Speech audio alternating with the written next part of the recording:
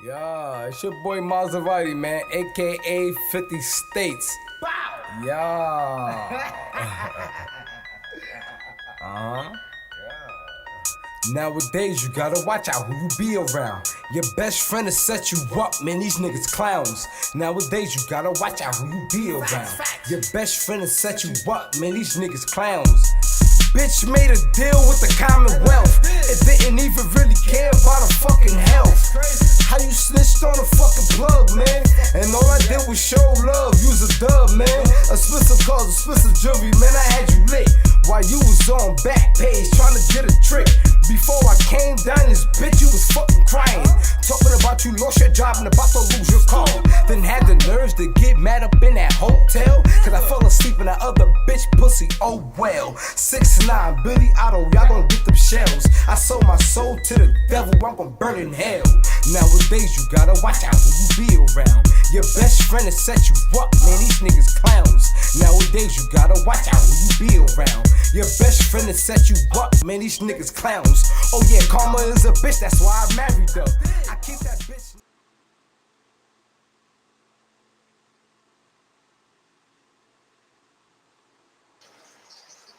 We got G, Sam, Bob, Tony, man. Official video, get it cracking, man.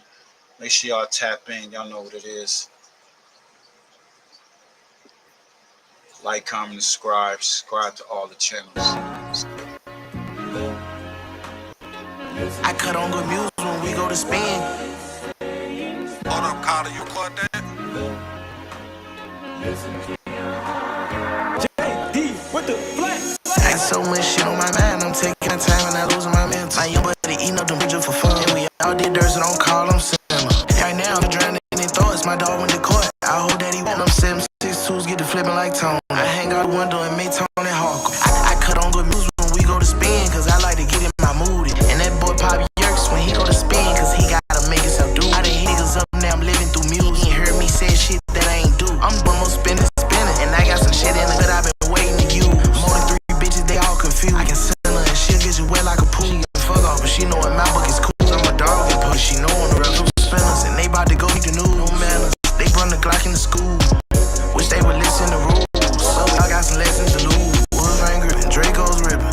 Let's see if you got problem with family. Nigga ain't come on my mama, that's to my brother. So that mean you looked at as family. We all black and we creeping with cutters. They make wrong move and he up it. I hope you been putting your paper away, cause we never know when they coming. This spot of the yo is the safest place. I showed on the route, it's the right away. From the hood, but I gotta find and take it a mansion and I move my dogs away. And so many times they didn't expect me to win. Probably want me to lose, but I stand on 10. I'm catching a break, so we gotta break. Probably never be in this position again. Got so much shit in my mind, I'm taking my time and I losing my mental. My young buddy eating up them purges for fun. And we all did dirt, so don't call them simmer. And right now I'm just draining thoughts, my old went to court. I hope that he won't. I'm 7.62s, get to flipping like Tone. I hang out the window and Tone and Hawk. I got so much shit on my mind, I'm taking my time and I losing my mental. My young buddy eating up them purges for fun. And we all did dirt, so don't call them simmer. And right now I'm just draining thoughts, my dog went to court. I hope that he won't. I'm 7.62. JD with the flex. I got so much shit on my mind, I'm taking my time and I losing my mental. My young buddy eating up them purges for fun. And we all did dirt, so don't call them simmer. And right now I'm just drowning in thoughts, my dog went to court. I hope that he won't. I'm 7.62s, get to flipping like Tone. I hang out the window and make Tone and Hawk. I cut on good music when we go to spin, cause I like to get in my mood. And that boy Pop Yerks when he go to spin, cause he gotta make himself do. I done hit niggas up, now I'm living through music. He ain't heard me say shit that I ain't do. I'm doing more spinning and spinning. And I got some shit in the cut I've been waiting to use. More than 3 bitches, they all confused. I can send her and she'll get you wet like a pool. She can fuck off, but she know in my book is cool. I'm a dog in public, she know on the real spinners. And they bout to go make the new manners. They run the Glock in the school. Wish they would listen to rules. So we all got some lessons to lose. Woods rain gripping, Draco's ripping. Let's see if you got problem with family. Nigga ain't come on my mama, but that's to my brother. So that mean you looked at as family. We in all black and we creeping with cutters. They make the wrong move and he up it. I hope you been putting your paper away, cause we never know when they coming. This spot of the yo is the safest place. I showed on the route, it's the right away. From the hood, but I gotta find and take it a mansion and I move my dogs away. And so many times they didn't expect me to win. Probably want me to lose, but I stand on 10. I'm catching a break, so we gotta break. Probably never be in this position again. I got so much shit on my mind, I'm taking my time and I losing my mental. My young buddy eating up them purges for fun. And we all did dirt, so don't call them simmer. And right now I'm I'm just drowning in thoughts. My dog went to court. I hope that he won't. Them 762s get to flipping like Tone. I hang out the window and make Tony Hawk. I got so much shit on my mind. I'm taking my time and I losing my mental. My young buddy eating up them purges for fun. And we all did dirt, so don't call them sinner. And right now I'm just drowning in thoughts. My dog went to court. I hope that he won't. Them 762s get to flipping like Tone. I hang out the window and make Tony Hawk.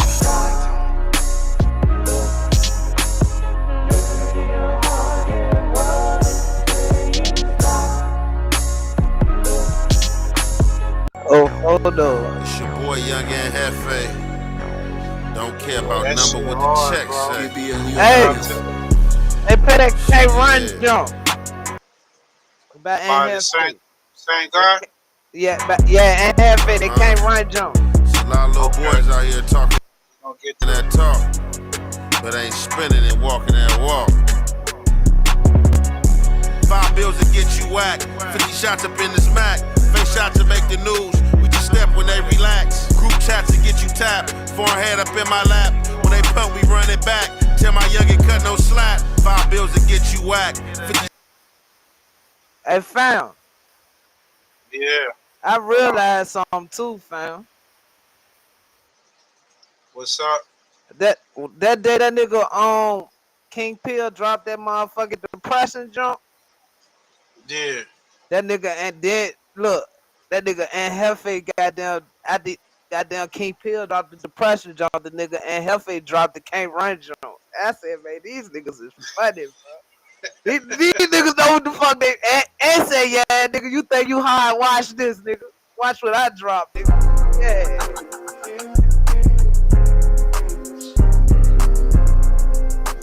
Young and Hefe. Can't Young run, and bro. Hefe. I can't Care run. about Like, number what the check say. I can't run, I can't hide from no nigga, no. I still wanna take my mama to the Poconos. Gotta buy on a house, $1 million road. Played it fair with these niggas, put me in a hole. I got scars, I'm still healing, don't nobody know. I've been living independent, beefing with my bro. It ain't even about the money, it's the principle. They say blood a little thicker, I ain't feel it though. I got problems on my handle, I'm a grown man. I don't wanna murder nothing, use the wrong hand. Niggas put you in your feelings, playing like your friend. She been rocking hard body, say she not a fan. Malibu, picking beats, meet me on the sand. I got flights chasing heights, I don't wanna land. Shit really hit different, niggas understand. But you should never make a statement on another man. Judge give a life sentence, make you understand. I can make 100 million sticking to the plan. 20,000 on my watch, 20 in my pants. Like a nigga hit a lick, do my money dance. Everything independent, needed in advance. Big sad motivation, I've been in a trance. Take a picture of me ballin', niggas in a stand. I've been making niggas bitter, they don't stand a chance. I can't run, I can't hide from no nigga, no. I still wanna take my mama to the Poconos. Gotta buy on a house, $1 million road. Played it fair with these niggas, put me in a hole. I got scars, I'm still healing, don't nobody know. I've been living independent, beefing with my bro. It ain't even about the money, it's the principle. They say blood a little thicker, I ain't feel it though. Seen a friend from elementary, he collecting cans. Shit made me shed a tear, gave my boy a band. He can spend it on whatever, it's the love within. Hate to see a nigga struggle when they tryna win. And I'm beefing with these niggas, same color skin. I've been looking through designer with these Gucci lens. AMG on the seat, speeding in the Benz. Got a nigga contemplating, thinking about his sins. Hear these niggas talking bodies, they don't never spin. Know the devil, he be talking, trying to bait us in. Is it heaven for a G? Can I make it in? 5 commandments.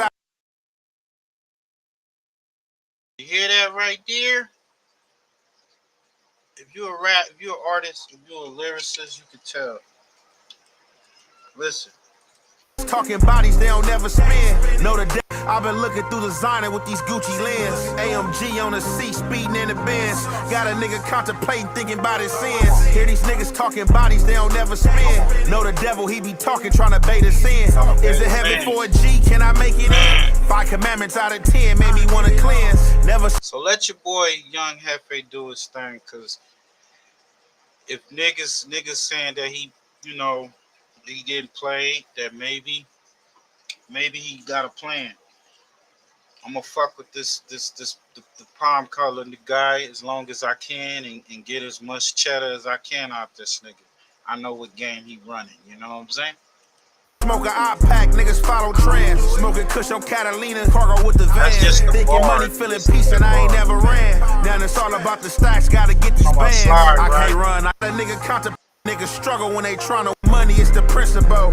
They say blood a little thicker, I ain't feel it though. Seen a friend from elementary, he collecting cans. Shit made me shed a tear, gave my boy a band. He can spend it on whatever, it's the love within. Hate to see a nigga struggle when they tryna win. And I'm beefing with these niggas, same color skin. I've been looking through designer with these Gucci lens. AMG on the seat, speeding in the Benz. Got a nigga contemplating, thinking about his sins. Hear these niggas talking bodies, they don't never spin. Know the devil, he be talking, tryna bait us in. Is it heaven for a G? Can I make it in? 5 commandments out of 10 made me wanna cleanse. Never smoke a op pack, niggas follow trends. Smoking Kush on Catalina, cargo with the vans. Thinking money, feeling peace, and I ain't never ran. Now it's all about the stacks, gotta get. Hey, it's King Pill. Just saying. Yeah, I know I get a little aggressive and shit. You know, I be going through shit. So I'm smoking all this fucking weed, you hear me? Hey, sorry if I come off real aggressive. I'm battling anxiety and depression. Yeah, tell the truth, I've been stressing. I just need to talk to God, I need a blessing. I've been feeling like I'm down on my luck. And this path I'm walking on is getting rough. I keep thinking about my past when I was up. When I was in my bag, now I'm stuck. But I can't sit around reminiscing. I gotta move around getting chicken. Cartier shades, tunnel vision. Still whipping Kool-Aid in the kitchen. Call Molly Mace to do my dishes. Yeah, I ain't in the mood to deal with it. I ain't in the mood to do shit. I got an attitude, I ain't rich. But I'ma keep grinding, keep the faith. I know this shit can change any day.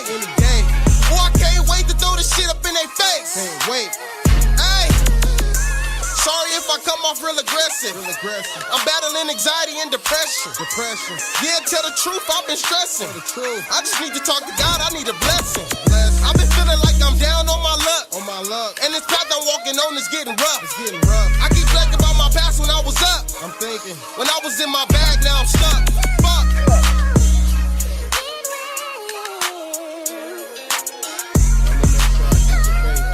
Boy, King Phil.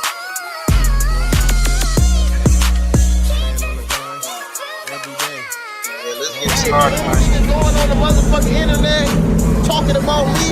Nigga ain't even from the set. Nigga, we in the set. Nigga, tell Blood come to the set. Tell Blood come to the set. Nigga, yeah, last time Blood came to the set, Blood got knocked out on the set. Yeah, tell Blood. Tell Blood report to the set. They talk about that nigga Time Bomb. Tell Tom Bond to report to the set.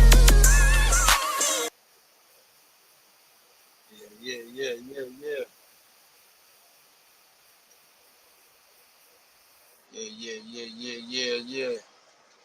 What's good? How y'all doing? How y'all feeling out there? Hope y'all in good spirits. Got my fellas on the panel in the building. Try to hit them off with this quick live. You know, start a little early. What's up, fellas, man? What's up, man? Yeah. Come on, boy, Push. What's up, Push, man? Yo. Yo, Push brought it up. I seen it. I didn't tap into it, but I checked it out. What's up with this T Grizzley shit, man? They saying that he may be a suspect, or he may have backdoored his manager / auntie. I don't know. You know, they saying that he got her pregnant. He don't want to let the family know, so boom, get rid of her. I'm hearing that it's over business. You know what I'm saying? You know, either he won out his contract or whatnot, or she was retaining the rights to his music or whatnot, and he went to ask her about it, and she was like, nope. Or, you know, the ops just was like, fuck it, they can get on. But the ops, they saying the ops are his folks. Some of his peoples he know. I don't know, man. We're going to get into this, man. Y'all know what this is, Hookah Anonymous, man. New evidence proves why 600 Wu-Tang is accused of killing unaliving T Grizzly's aunt. Parentheses setup. Let's get to it. That's crazy, bro. Right. Well, you do got a lot of that go to the internet and think that everything they see on that is facts. And I was telling her, like, come in the house. And she like, no, I don't want to go in. I'm begging her to come in the house.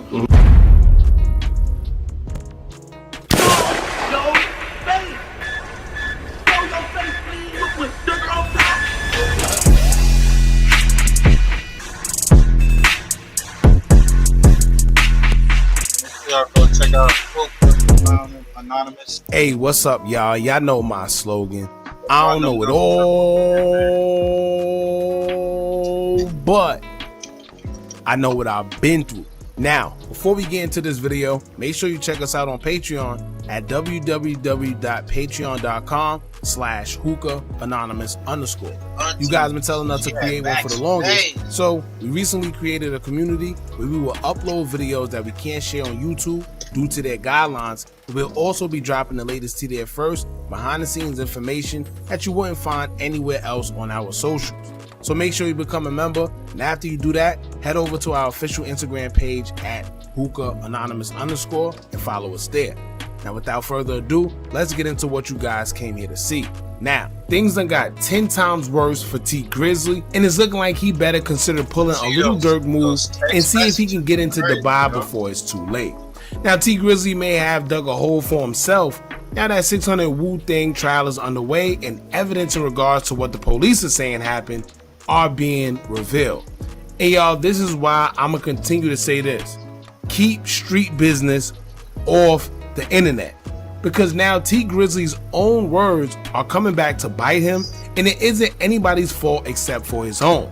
And once again, this isn't what bloggers are alleging. It's not what we heard from the What you say, Nada? The aunt was fat as shit. God damn.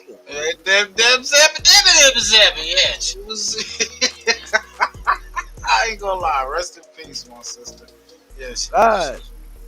Yeah. He probably was tapping that, man, and allegedly got her knocked up. I don't know if he got her knocked off. You know what I'm saying? No pun intended, man. Streets, and it's not no conspiracy. This right here is coming from police reports, court documents, and the word of the law in regards to 600 Wu-Tang being accused for the unaliving of T Grizzly's manager/aunt, according to him. Now, it's already bad enough that someone he knows, called a friend, was even at his wedding, is being accused of taking his aunt's life. But now, the story that he gave concerning what happened back when it first happened during the interview has come back to haunt him. And once again, this is why you keep street business off the internet. And y'all, this time he can't say, don't believe what you see on the internet, don't believe what you hear, they're making things up, none of that. Because this has come from his own mouth, and judging from what we now know, he have contradicted himself. So it's one of two things. T allegedly really had something to do with his aunt getting unalive for whatever reason, or somebody's lying and his boy tried to target him but ended up hitting his aunt. Now let me make it very clear, y'all. We weren't saying he did anything for a fact. We're just going based off what we were told and what's being released as evidence. And the crazy part about this all is that it's not even the world that's coming up with these allegations. The world hasn't even been thinking about it. However, it's people in Detroit themselves who have made them claims and even stated that this right here is old news to them. Basically indicating that everyone in Detroit already knows this and it's old news. So once again, this isn't anybody else except for allegations coming out of T's own backyard. Now here's what we're going to do. We're going to get into the story he told us on what happened the night his aunt/manager was unalive, then fast forward to now and get into court documents about what recently came out, on top of new evidence that we now know, and compare them. Then y'all let me know what y'all think about this at the end, because it's not looking too good for T Grizzly. Now before we get into it, don't forget to hit that thumbs up button so we can get this video into the algorithm, and if you not subscribed to the platform already, make sure you do so now. Let's get into it. night everything happened, man. Can you kind of go over that night with us? I know y'all was at the studio. I seen you on your Instagram. Yeah, so we was at the studio with Guapo and Jay Swan or whatever. And I'm going over my cousin's house, my older cousin. He was real close with my pops, just like my pops' brother. And I always try to, you know what I'm saying, show him some love because that's another wound we really ain't healed from. Okay. You know what I'm saying? So I went over there and I was telling her, like, come in the house.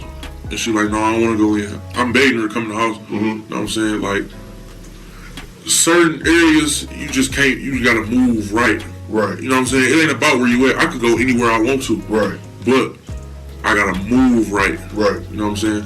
So if I'm moving right, can't nothing happen to me. So I'm telling her to come in the house. She like, no.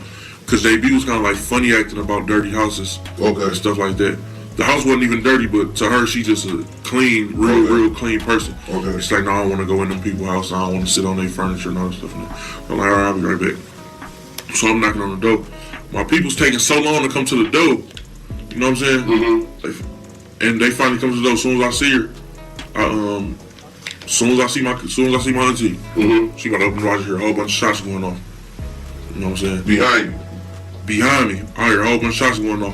So I get down because I'm thinking they about to come to the side and start, you know what I'm saying, shooting at me, and I ain't got nothing on me at the time. My cousin ran out with a gun. I'm like, perfect. So we ran out on the street. When we ran out, my driver was gone with no cars out there.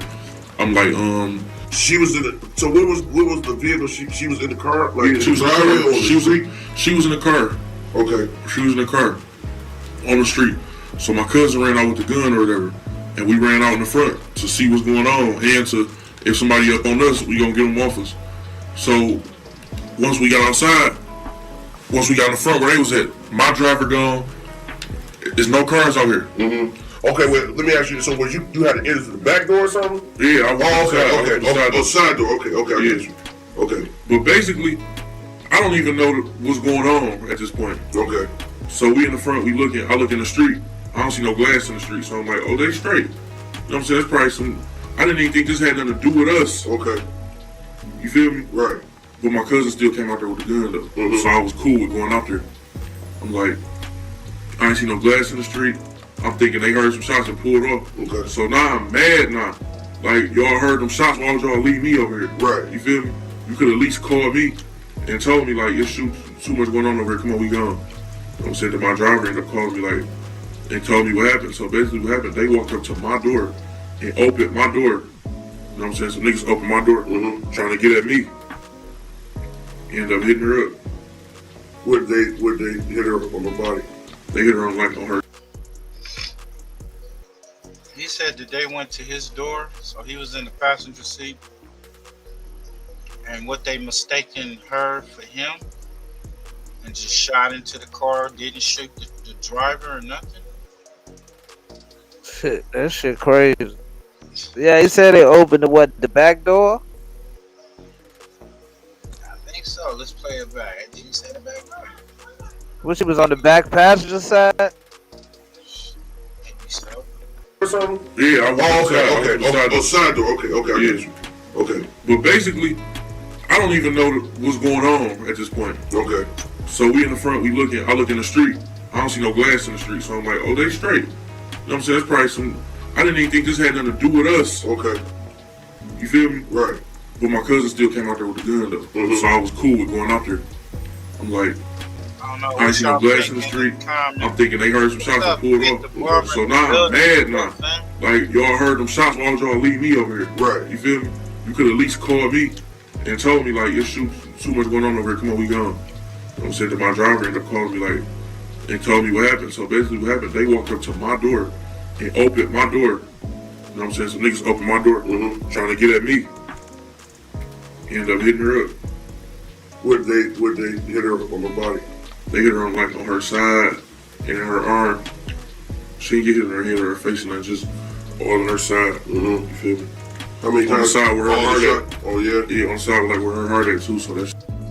She got shot like that before a long time ago with my uncle. Okay. His car got shot up, and she got hit in the exact same place, but she lived. You know what I'm saying? Because she went straight to the hospital. Somebody tried to down her the first time? Like, what's she into? Yeah, said she was in the car with his uncle or something, and somebody ran up and shot the car up and shit.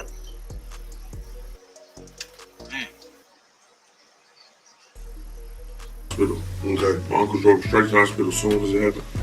But was she alive when did she die on the scene or the hospital? I don't even. I think that no. She died I in the guess hospital. She was still alive. His uncle She was still breathing and everything. Yeah, that's what I'm hearing. That he was. And then look, he went over to his uncle's house, his aunt's house.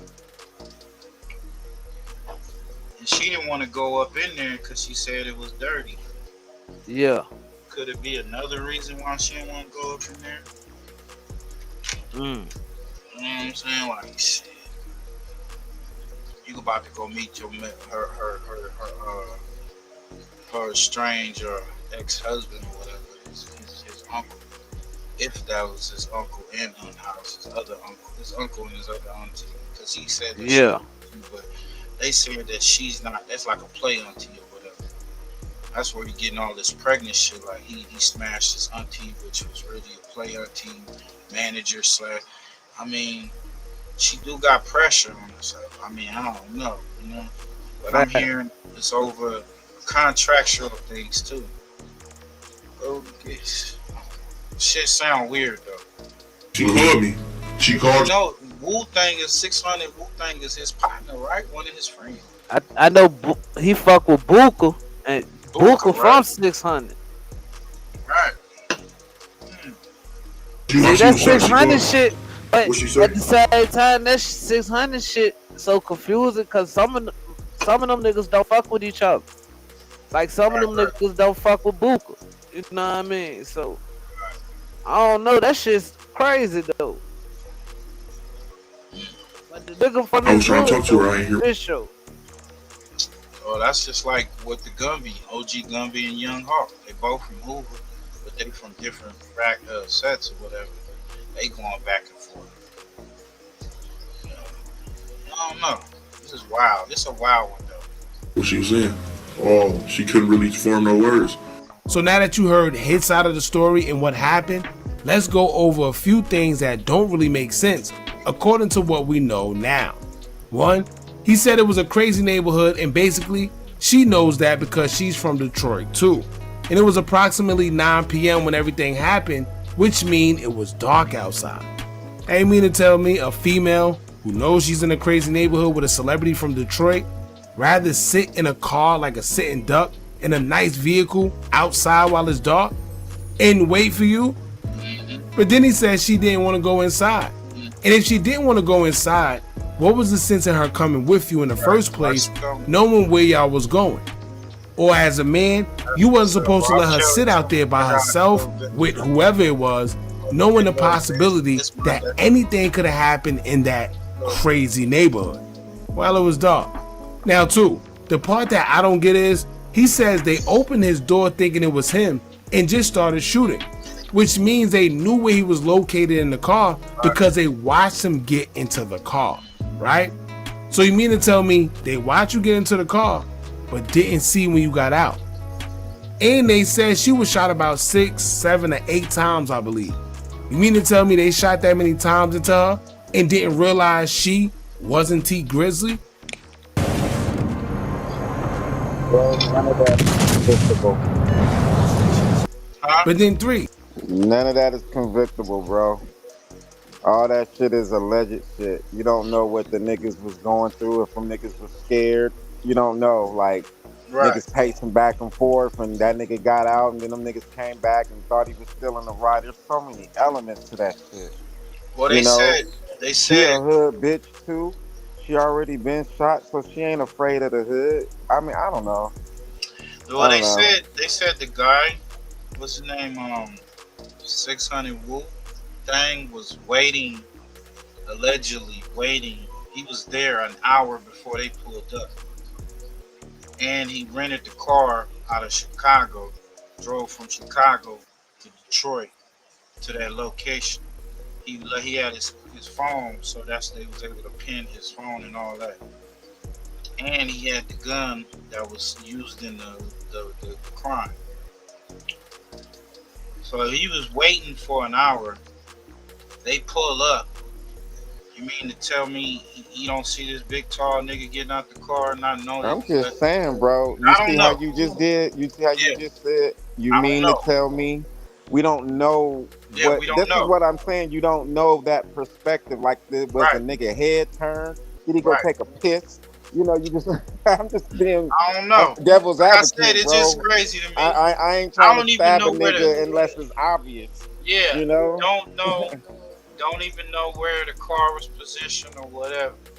But this is going off of what he said and what the paperwork, with the court paper. The only thing that's sticky is just the fact that he know the nigga. Mm-hmm. To me, that's the only thing that's sticky. But if that conversation is like, you know, them niggas is like 60s, to where 60s smoke 60s, then, you know what I'm saying, you got to question that shit too then. I mean, they backdoor each other out there in Chicago too. They just, you know, like 600, that's a gang. So he's 600 Wu-Tang. They saying that the dude T Grizzly fuck with them. So I don't know. It sounds kind of funny. We're gonna finish the content though. It's wild though. I'm hoping he had nothing to do with it. I'm hoping that they came up and they was trying to get at him. But if that's the case, then that means that the nigga that he knew tried to backdoor. He said she called him from the hospital. When the interviewer asked what did she say, he says that she didn't say anything because she could barely talk. Well then, why would she call you if she could barely talk? And someone shot that many times, I can't see them being able to operate or function in a way to where she can call you from the hospital bed, but I could be wrong. But I'm thinking in my head, why are the old people, instead of calling her mother, I'm not sure if she have kids, but her mother, kids, or anybody else next to kin, why would she call T Grizzly out of all people? But next, right? Let's get into what court documents are stating based on their investigation when it comes to Jermaine Weeden, aka 600 Wu-Tang.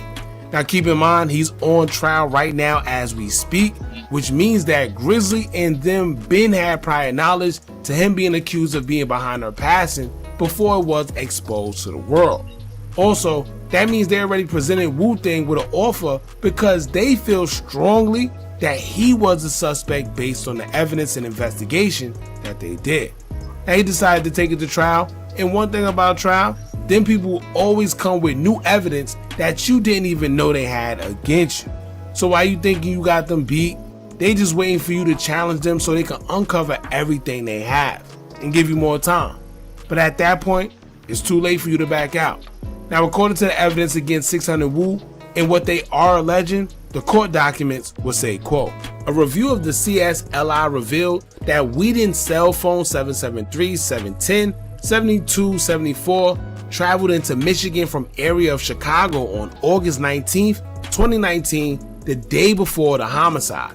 Connected to cell towers around the geographic area of the crime scene around the reported time of the homicide on August 20th, 2019. On August 20th, 2019, the night of the M, the phone connected to a cell tower located less than 0.5 miles from the shooting scene in Detroit, multiple times over an approximate 2-hour period starting around 7 p.m. and continuing until 8:56 p.m., which is minutes before the shooting occurred. In February 2020, DPD received notification from the MSP lab of an NIBIN lead potential association between a casing recovered from the scene of the August 20th, 2019 homicide in Detroit and a test fire casing from a handgun that was recovered 2 months later in Chicago, Illinois, specifically a Glock 23 40 caliber semi-automatic handgun bearing serial number PAZ363 that was seized from Jermaine Weeden by Chicago police on October 19th, 2019. So basically that was just them letting you know that they knew that he was in Michigan a day before the shooting and everything transpired, and he came from Chicago. They know this based on the license plate readers and also the rental car agreement that he had with Hertz. Not to mention, they also described that the weapon that he had when he was caught was the same weapon that was used in the shooting, right? Now let's get to the other documents. It'll say, quote, DPD conducted a query of Michigan license plate reader cameras around the date of the August 20th, 2019 homicide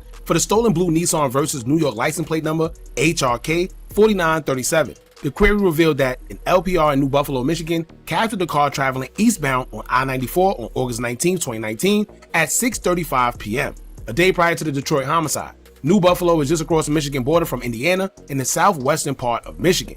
Now this comes because they're saying that he was supposed to return the car, in which he never did.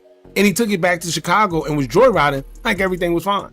Now another piece of evidence will say, quote, when Whedon was arrested by Chicago police on October 19, 2019, described in further detail below, he was in possession of a stolen rental car, a blue Nissan Versa, bearing New York license plate number HRK 4937. The car was a Hertz rental car that had been due to be returned to Hertz on August 24, 2019, and Hertz filed a stolen vehicle report with the Lombard, Illinois Police Department in September 2019. The appearance of this blue Nissan Versa is consistent with the appearance of the dark color sedan captured on surveillance video near the August 20th, 2019 homicide scene around the time of the shooting, referenced in paragraph 6 above. So let's go over what they have and try to make sense of this. And remember, this isn't coming from a regular individual, a blogger, or anybody. This isn't just a wallet, it's a rare find. There's something different about owning something almost nobody else has. That's why when Ridge... aside from the police. Because T Grizzly's response was, don't believe what you see on social media, the truth could be in your face and y'all wouldn't know, all that, the whole nine, right? But this isn't coming from just a blogger or anybody on social media. This is coming from the law themselves. In New York, Chicago, Michigan, that's it. Now, 600 Wu was not only caught with the weapon used in the shooting, but he was also caught in a rental car used in the shooting as well. And I told y'all before, possession is 9/10 of the law.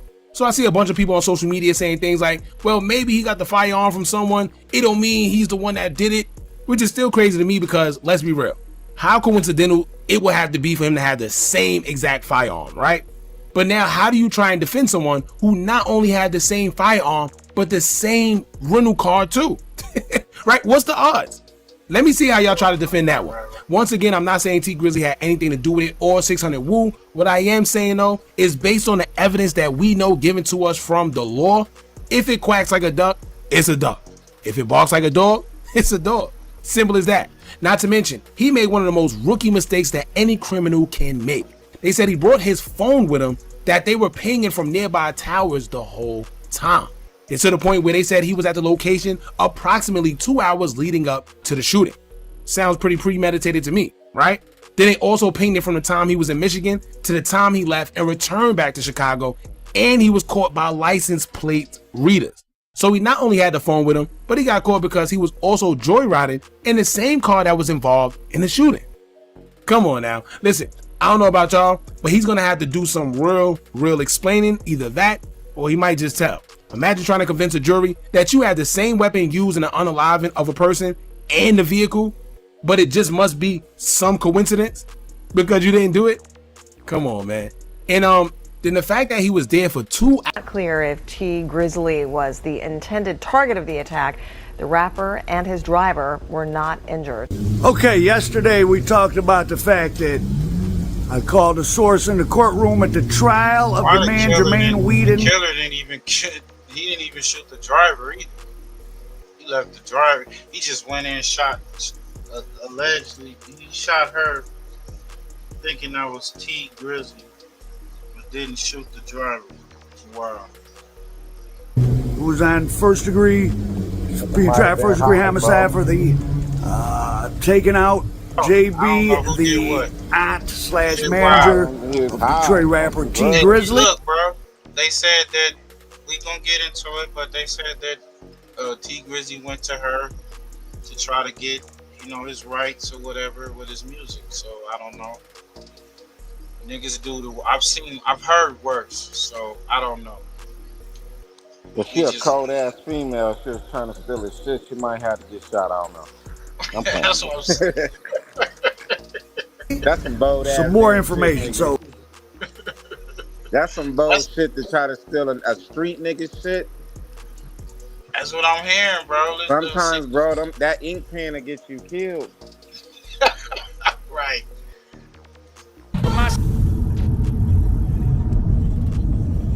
She a hood chick, right? Grizzley, one of Detroit's most popular rappers, but earlier this week, Jobina Brown was shot and killed on the city's east side. Face and think I'm playing AJB. I wish I was sitting outside with you and I was in that back with you. You know your favorite rapper when it never. Was she alive when did she die on the scene or the hospital? I don't even. I think that no. She died at the hospital. She was still alive. She was still breathing and everything. She called me. She called you while she was shot. She called me. What'd she say?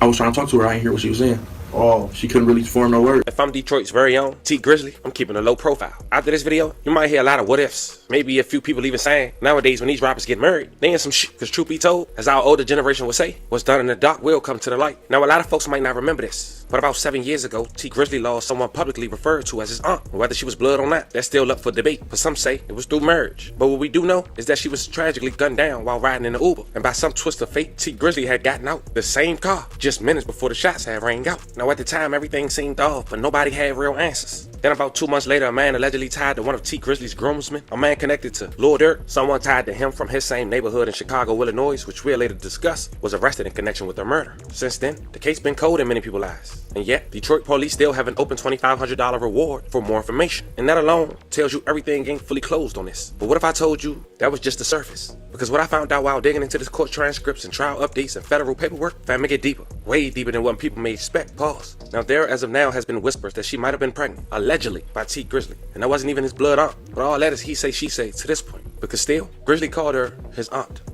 I just got paid $60,000 for my car crash from using this app on my phone. And I don't know if you could see this. And that's what the world ran with. Not to mention he was signed to her, which some say is a clear motive. But today, I'm bringing y'all a full breakdown. Court documents, timelines, trial updates, and theories media skipped over. Because y'all will find out later in this video that someone is currently standing trial for her murder. And based on documents I've seen, I wouldn't be shocked if the feds step in once this trial is wrapped. In this video, we're going through everything from what happened that night in the Uber to who this man really is that's facing trial, to why certain people in Grizzly's circle started going ghost once the pressure came down. We're clearing up every rumor, laying out the facts. And like we always do, fam, at the conclusion, I'm here to hear from you once I lay everything on the table. But before we go over this one, I want you guys to remember, I don't give you no angle. I just give you the story. So with that being said, make sure you like, comment, and subscribe. We're gonna jump right to it. T Grizzly, born Terry Sanchez Wallace Jr., is a rapper straight out of Detroit, Michigan. He came up from tough circumstances, raised on the west side. His mom was sentenced to 20 years when he was just a teen, and his dad was killed in the streets. But instead of folding, Grizzly took to music. He gained national attention in 2016 with his breakout single, First Day Out. All in fuck for your life. Being broke did something to my spirit. Ass niggas to plug me. They act like they couldn't hear. Now that was a track he dropped just months after being released from prison for a robbery case tied to Kentucky, as he rapped about. The track blew up fast, doing millions of views in days, and earning cosigns from legends like Jay-Z and LeBron. Hit the rolling stone with the rodeo. Jack Portfolio. From there, the momentum only grew. He dropped mixtapes, albums, and landed features with stars like Lil Durk and Meek Mill. But like most rappers with street ties, fame didn't come without a cost. The night he almost lost his life, or did it? Instead, his quote-unquote aunt did. In August of 2019, everything changed for T Grizzly. He was riding through Detroit in a black Chrysler 300. A little after 9 p.m. on the 3600 block, a 3-mile drive on Tuesday, when the driver exited the vehicle, shots were fired from an unknown location. That driver was allegedly T Grizzly going to his other aunt's house at the location of the 3600 block, a 3-mile drive. A woman who took the stand today, almost 7 years later, which we'll later talk about. The bullet stuck Jobina Brown. May she rest in peace, and love and condolences to her family. Grizzly, one of Detroit's most popular rappers, but earlier this week, Jobina Brown was shot and killed on the city's east side. Tonight, we're hearing from a local radio show host who worked with Brown. 7 Action News reporter Anu Prakash joins us live from the scene to tell us how Brown is being remembered and what police are saying. Anu. Well, Glenda, Detroit police tell me that homicide investigators are still working on this case, still trying to figure out what led up to the shooting here on 3 Mile Road just off of Mack. Meanwhile, those who knew Brown say she was kind-hearted and a hard worker. She was a sweetheart. She was a good person. She was the type of person that would look out for you, do whatever, she could to help you. Bushman, host of The Bushman Show on 97.9 WJLB, first got to know Jobina Brown 3 years ago. He called her JB. She was the manager and aunt of Detroit rapper T Grizzly. She also managed Detroit rapper Sada Baby. Sources say on Tuesday night around 9:30, the 41-year-old was sitting in a Chrysler 300 with 2 other men here on 3 Mile just off of Mack. Police say as one of the men got out of the car, she was shot and killed. JB, I love you. I miss you, but I will never forget about you. You were a queen and you were awesome. Bushman says he's been getting calls and comments on social media from people across the country, those who've gotten to know Brown and some who are fans of T Grizzly. Bushman says Brown was a young woman who was committed and kind. It was like her first time managing, but she grasped the knowledge of how to manage an artist and was running with it, and he's been very successful. After hearing about her death, he shared this video of Brown in the studio with T Grizzly in May of 2018. She was fixing his hair, taking care of him like Bushman says she always would. I wanted to share something for people to remember her by. When you're behind the scenes, you don't always get the credit for the things that you do, and I want people to understand who she was and what she meant to T. Grizzly, Sada. And as he continues to pay tribute to her, he just hopes the questions surrounding who took her life won't remain unanswered much longer. Just want to know why. What made you do that? You know, what caused, what was going on in your mind and in your life that you felt like you had to pull a gun out and pop? Now, I did reach out to T. Grizzly's management company, but haven't heard back yet. Meanwhile, if you have any information that can help police solve this case, please call Detroit Police Homicide. Live on the city's east side. At the time no arrest was made, police made a flyer for $2,500 for information leading up to an arrest and JB's demise. But see, Grizzly decided to make a track in dedication to JB. Check it out. Do you know your favorite rapper when they never let them guys get you? I would've shot him, left him dying, leaking in the street. Wouldn't ran with smoke. But just 2 months after JB lost her life, the feds and the state had made an arrest. A place 4.5 hours away from each other, a little under 300 miles in Chicago, Illinois. A man that was also connected to one of T. Grizzly groomsmen, also on his rap label, whose name is Booker, real close to Lord Durk and OTF. Apparently the perpetrator and Booker are from the same neighborhood. They also go by 600 in Chicago. His name was Jermaine Whedon, aka Wu-Tang. Now when Wu-Tang was first picked up, it was an open murder, a felony firearm charge. But what a lot of people don't know is that Wu-Tang already had a serious criminal background. This wasn't no first-time offender. In fact, back on May 12, 2016, he had a felony conviction for aggravated unlawful use of a weapon in a vehicle in Cook County. He was sentenced to 1 year imprisonment. And second, on March 15, 2018, just 2 years later after that, he had a felony conviction again for unlawful possession of a weapon by a felon in Cook County, in which he was sentenced to 42 months in prison, which lets us know that Wu-Tang not supposed to be around firearms. Now I wanted to make all that clear because he was later caught with a firearm that was illegal in Chicago, which we'll later discuss. And the feds got that case. And what they did is they dropped it for the moment because he did get found with a firearm that has did another crime across state lines. And they let him deal with the state for now. And we just wonder why. But they also did something that I want you guys to pay attention to as well. In the state case, gave this habitual offender a reasonable bond for murder. As mentioned, we wonder why. But at this point, we know this is no ordinary case, and some folks believe he was let out on purpose. Maybe even being used as bait, or even working with somebody. Either way, something is off. Now, when JB lost her life, Wu-Tang was on probation, and he had a tether. And we'll later explain how that played on helping solving this case for the state and the feds. October 19, 2019, just 2 months after JB lost her life, Wu-Tang was arrested in Chicago, Illinois. It was around 12:06 p.m. when officers from Chicago Police Department were on a routine patrol when they responded to another officer report of a male and one female sitting inside of a stolen vehicle parked in the alley behind 5920 South Calumet Avenue in Chicago, Illinois. The reporting officer had confirmed that the vehicle was stolen by checking the vehicle license plate in the law enforcement computer database. When responding to CPD, officers pulled into the alley. They observed a male subsequently identified as Wu-Tang, aka Jermaine Whedon, and a female standing near the stolen vehicle, a blue Nissan Versa with New York license plate. Now keep that vehicle in mind. As the responding officers exited the patrol car and approached Wu-Tang, he fled from officers on foot. After a brief foot chase, the officers apprehended Wu-Tang and placed him in handcuffs. As Wu-Tang physically resisted the officers when placed against the police car, a Glock 23 40 cal semi-automatic handgun, bearing serial number PAZ363, fell out of Wu-Tang's left pants leg. The handgun was loaded with 12 rounds of ammunition with the head stamp marking SIG 40 S&W. During the subsequent search of the stolen blue Nissan, CPD officers recovered an extended magazine from the passenger side door. Now fam, would you believe this man had the same firearm and same stolen vehicle during the night that JB lost her life? Well, it's true. When it came to the rental, the car was a Hertz rental car that had been set to be returned to Hertz on August 24th, 2019. Hello, Mark Barden here from Sandy Hook Promise. That is fucking On crazy, December 14th, 2000.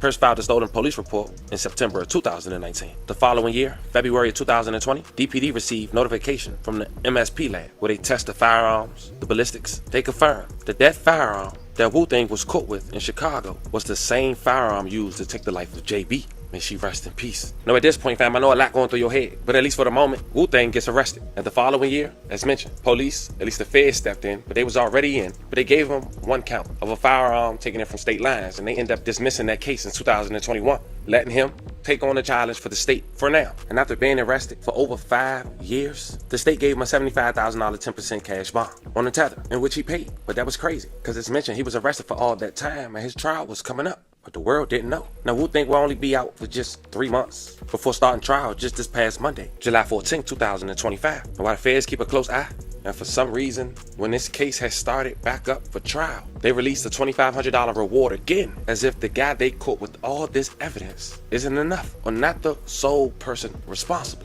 which probably indicates a recent bond. Yo, And they the feds probably letting tryna go bring of in the a first Rico, charge no. for now. And the family TV will hopefully start filming from now on this trial, What Twitch for and T YouTube, Grizz? the second channel, and many more. But I was able to catch it today, Probably although just the the audio protections of wasn't allowed for screen recording. Who's while looking. involved this You can only shit? screen record if the audio picks up from another device. And I didn't know that today. But I took some key notes. And the house that T Grizzley allegedly stopped at the day JB lost her life to go inside. Remember we said that was his aunt house? Another aunt? But she took the stand today. And to sum up 8 hours for you guys in 60 seconds, I say this. That rumor that's floating around that T Grizzley got his alleged aunt pregnant, the state believes that. Not the family TV, not Reddit, the state. And there was one damaging answer from the aunt on the stand. And it seemed like it was bigger than the alleged defendant. The question was asked by the state, does she remember the aunt mentioning that when T Grizzley heard the shots inside the home, he ran to the window to see what was going on? The aunt responded, no, she didn't say that. Can I say they must be tearing him up right now? Yeah, hell yeah.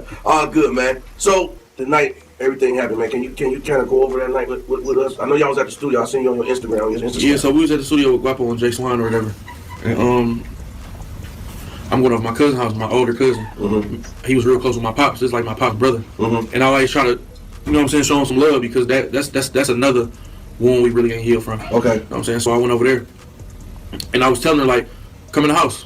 And she like, no, I don't want to go in. I'm begging her to come in the house. You know what I'm saying? Like, certain areas you just can't, you gotta move right. Right. You know what I'm saying? It ain't about where you at. I could go anywhere I want to. Right. But I gotta move right. Right. You know what I'm saying? So if I'm moving right, can't nothing happen to me. So I'm telling her to come in the house. She's like, no.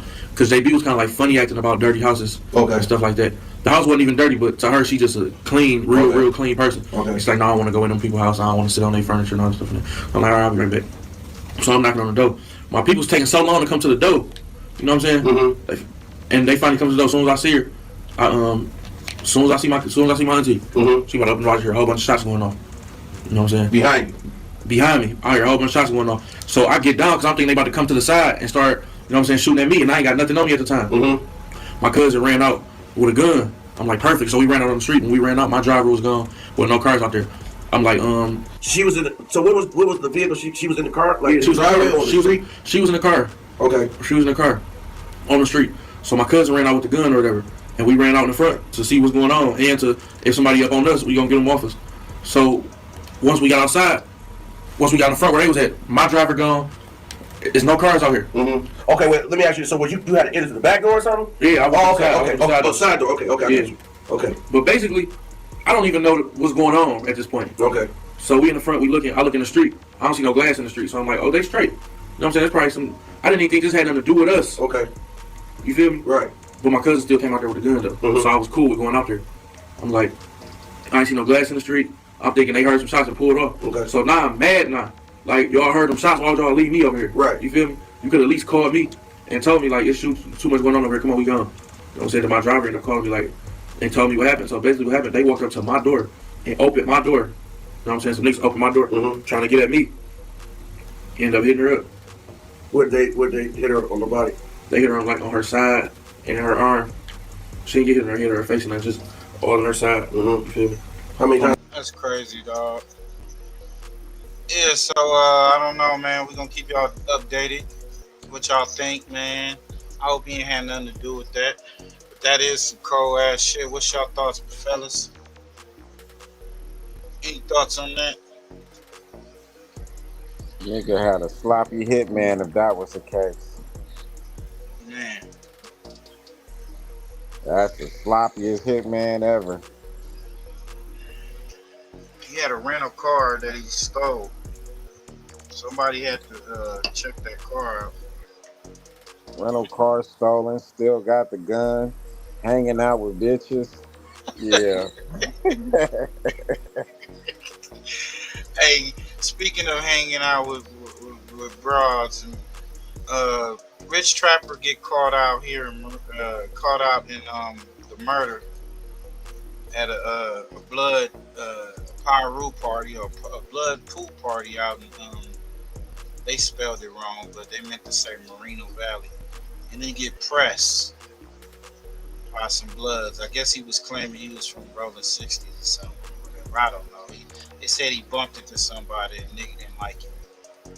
I see that shit funny, bro. alone. I said that too. He'll send to me. Yeah, leave that What you talking about? Nobody. Huh? I'm lost. Yeah, I'm lost. What happened though? So pool party. Let the record reflect. Record reflect. The record reflect. Big shout out to the. All right, wait. Did you see my video? You seen the video? No. Okay, so man, shut your up. It's my story. Stop being AD main character. Yeah. Damn.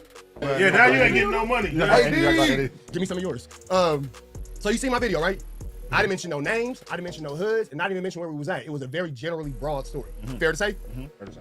It's for obvious reasons. I didn't mention no names, no nothing. So if anybody put my name in something and wanted to attach themselves, that's you adding attention that you probably don't need to a story that you didn't have to attach yourself to. Right. My job is to create content as a content creator. And sometimes as creating content, you gotta be the butt of your own joke. If you can't laugh at you, how you gonna laugh at somebody else if you can't laugh at you? This is the apocalyptic nightmare you're in. Zombies approaching. You and two others. If you can't put yourself in this situation and look at them and be like, damn, that was some wild shit, and then laugh about it, what you in this for? Okay. So I learned that lesson from Cartoon. Big shout out to Cartoon 53. People want to see you lose more than they want to see you win. So that's what you got to feed your internet on. So we had the pool party and we doing our thing. And now since everybody done put it on the internet, whatever. But shout out to the homie Keteroo, big love. All the Bloods and the Power Rules in this situation show love. I ain't never got so much love in my life than I got at that pool party in Moreno Valley last weekend. Till we get to the end of the story. But they're showing love. It's big food. They offer me drinks, but y'all know I don't be drinking like that. But you know, just offering it to me and all that kind of stuff, getting food up, all that type of Keteroo, mama making good plates. It's a beautiful night. All right. I'm in there doing my hold on, let me get comfortable. So I'm in there, I'm doing my 1-2 step like Sierra. You feel me? My You know what I'm saying? I hear, is that Trey? You know what I'm saying? I'm doing my little 1-2. You know what I'm saying? I'm trying to hit my big time and all that. You know what I'm saying? This turkey's in the pool, doing my 1-2 step like Sierra, blah blah blah. Now keep in mind, it's a Damu Paru party, so I'm getting banged on the whole day. Hey, I'm so and so from here. Hey, I'm so and so from here. Yeah, banged on, but you in a pool party in Marino Valley. I expect that. Yeah, you feel me? And then my response is, what's up, guys? I'm Rich Trapper, Trap News Network. So you know what I'm saying? And that's that. Y'all been with me in public, you know how I operate in public and how I conduct myself. So we doing our 1-2 step, and I'm doing my woo-wop. I'm talking to some of the dudes from Sex Cash, and we was talking about Snoopy BA. You feel me? Now I'm gonna leave that where it's at, cause I'm gonna let them tell their story and all that. But big shout out to them dudes, they were showing love and all that. And I kind of like get a little bump, and then I turn around and say, "Oh, bro, my bad." And they was talking about your artist push. Some things were said, but everything ain't appropriate for the camera. Right. You know what I'm saying? But I'm not sure if I was, to my understanding, the way it was explained to me afterwards. Because I was talking about certain things about Snoopy B.A. You can understand, you know, don't worry about it. Right. Oh, well, he kept saying this, he kept saying that. I might have said it, but in attributes and correlation to the story, it has some context missing. You feel me? But whatever it is, what it is. Okay. But he introduced himself like everybody else do, and I put my head. Name and terms, he was saying cuz and all that type of shit around a bunch of Bloods and Power Rules, and the Power was looking at him and listening to him like, what's up with this nigga? Up and bro look at me like I have Flacco on my hands. Yeah. Disgusted, bro. Disgusted. He looked at me. The Thayasitas, bro. He looked like I had to. Also, intentionally bumped you. He purposely bumped you. I can't say. Like, yeah, my bad. Like, yeah. Yeah. You feel me? Like that. So, but you know, so I say, I'm Rich Trapper, bro. Trap News Network, Wookie Bam. None of that. I didn't say that. Like, where you from? That's bingo. Boom. Yeah. So, like, nigga, but I look don't give a fuck about none of that. He was like, I'm Rich Trapper. Blah blah blah. Podcast. That nigga like, Blood, I ain't trying to hear none of that. You bumped it to me, nigga. Spill my yak all over these bitches, man. I'm trying to get to these hoes in this pool party, nigga. You out here doing too much, nigga. Fuck you doing around us anyway, nigga? Don't you look a little too old, nigga? Looking at the host, you know Pookie F and Rude, Pookie F and Rude, my Pookie in there, and all that kind of stuff. And I'm saying this too. Shout out to the homie Keteroo and all the other Damus in the building, because this was like, no, bro, this is not what we doing this. You feel me? Okay. So that was very well understood. My Pookie F and Rude, we known each other for 15 years. Bro looked at me because he knows me in development and stages. That looked at me, and that look said, bro, if you throw out everything per our same conversation, if you throw out everything we talking about for this moment, me and you gonna have a problem in the parking lot after this. You feel me? Yeah. Per the same type of conversation, if you know, you know. But I hit with this. I ain't tripping. Right. With the hands up, I ain't tripping. Now, we going back and forth, and wookie bam, wookie wop, wookie bam, wookie wop, wookie bam, wookie wop, and then I know I go. It get to that. And when I had to stand on the wookie bam, I just gotta stand on the wookie bam. Right. You feel me? Right. I can't run, I can't turn tail, because regardless of this whole situation, no matter what's gonna happen, it's gonna have to happen. So you was fighting? No. So after you, so Shorty got pressed. He got pressed. pressed. He didn't do nothing. The Bloods pressed him. The Bloods pressed him. You got pressed at the pool party in Moreno Valley. The nigga said, what's up with that grinder shit, nigga? He's like, nigga, I'm Rich Trapper, Trap News Network. It's like, Blood, I ain't trying to hear that, nigga. Blood, where the fuck you think you at? I'm hearing you say cuz a lot, nigga. What's up? Nigga, how you come to the valley and get pressed by a bunch of He got pressed. He got pressed in the valley, cuz. By a bunch of wax, man. That nigga came. I was like, what? Did I look at this and then they spelled it wrong? And he telling the story, and then shout out to Keita Rue, you know what I'm saying? He fuck with my peoples and shit. So I was like, damn, okay, let me hear this. Is an interesting story. Pool parties in Moreno Valley, they do go up, man. You can fuck around and be at a pool party, and it may be some pyro, some crips, some donor blocks, some sex cash, some, you know what I'm saying? Maybe some neighborhood Paris Lokes. You know what I'm saying? Around that bitch, some Edgemont niggas, and shit get wicked. Man, Trap, at least you got out of there with your ass and you didn't get elbows. Hey, Blood, what's up with that grinder shit, Blood? That nigga check with the grinder. Blood was like, well, I ain't trying to hear that, nigga. What's up with that grinder shit?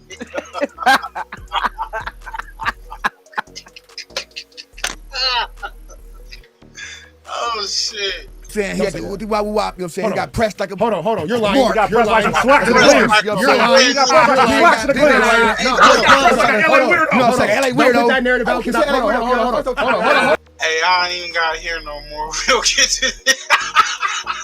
Cuz got pressed. Niggas in there tweaking. He got pressed in Reno Valley. It's funny. Damn. Shout out to my niggas in Mobile, bro. Shit. Damn, that's like getting pressed by a Chesterfield nigga out here, huh? Yeah, man. That's crazy. He was at a party. He was probably doing too much. He thought he was. He got marked out, bro. That nigga got marked out. I heard he got marked out.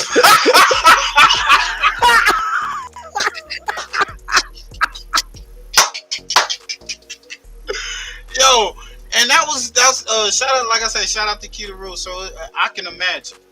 My bro ain't out. My bro was out. He would have told me the whole shit. He would have told me. To the side, acting like a faggot. We marched some nigga out. We was gonna pack him the fuck out. Nigga said he was 30 something, look 40 something. Nigga, fuck you. Hey, we got Alex Alonzo said he first met 600 at the cigar lounge smoking with other cops, man.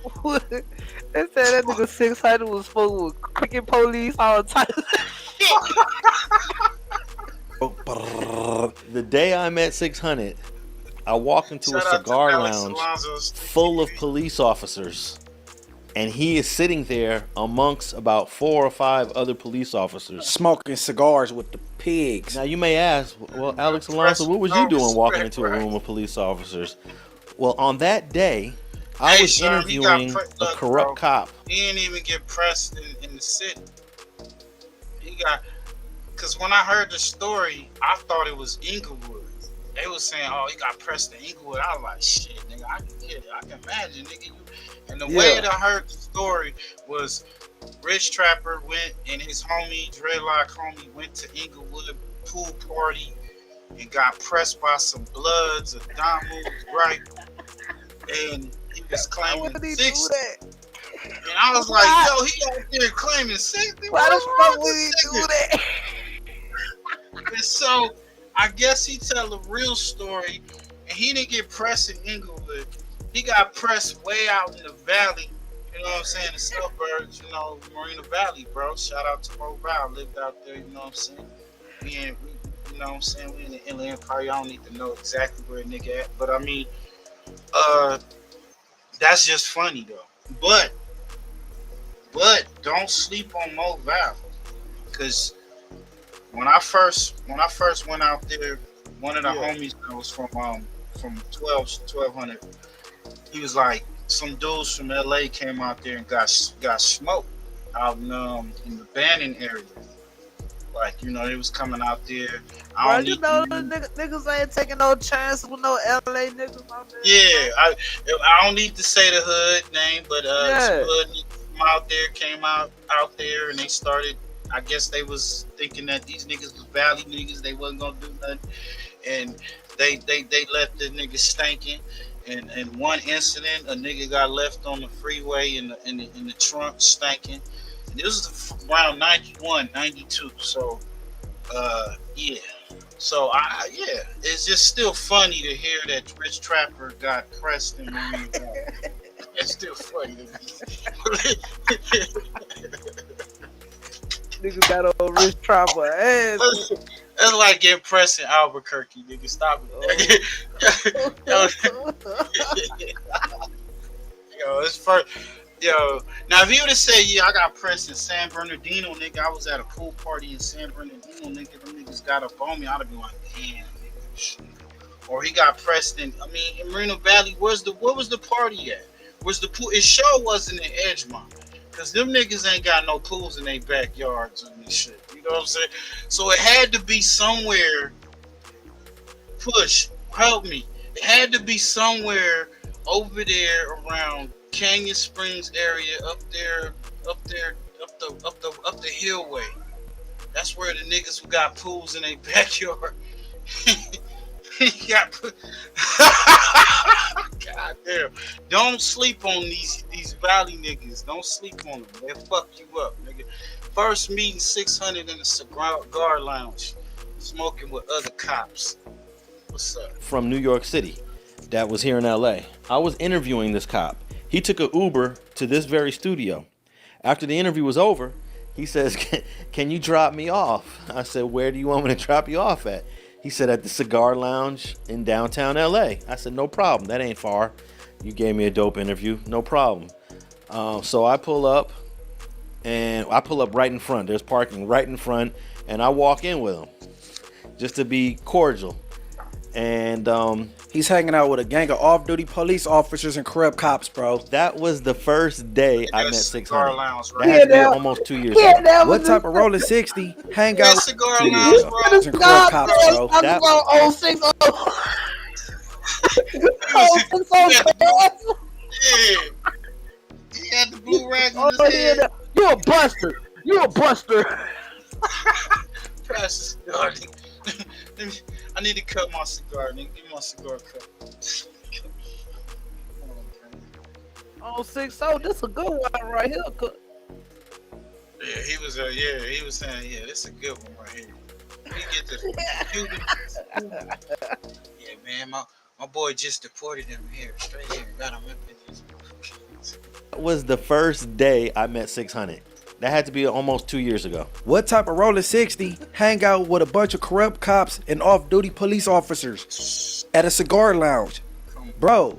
About the end of the day. It's out the bag. Okay, see, that's what I was about to say 2 minutes ago, but I'm like, I don't know if I was supposed to repeat that. Bro, you can't.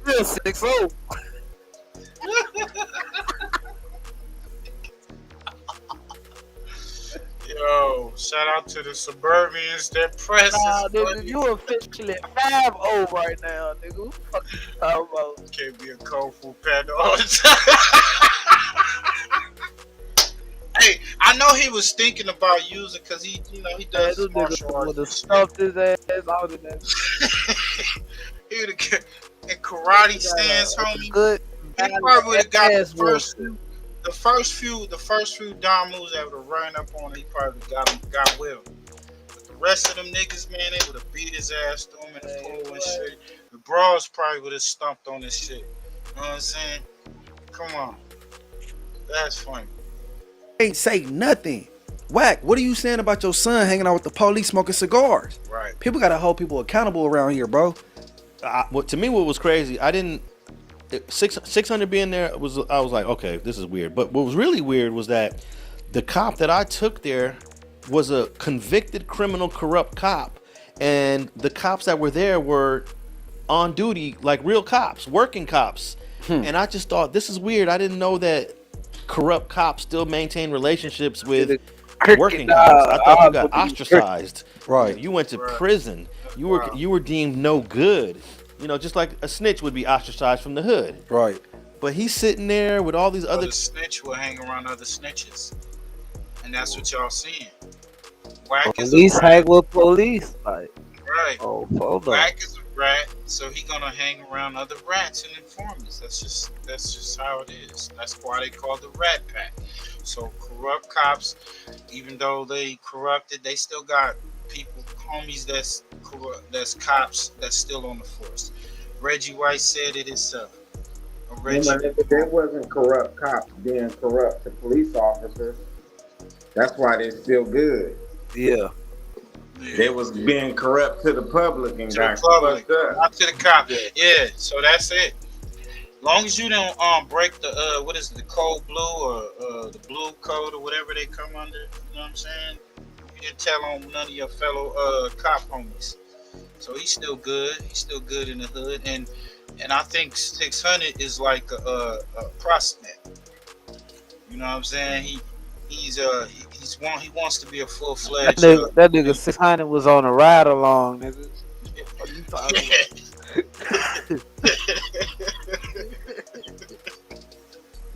Now every time I see this nigga smoke a cigar, that's all I can think about. This nigga around chilling with some cops, cigar lounge in what is that?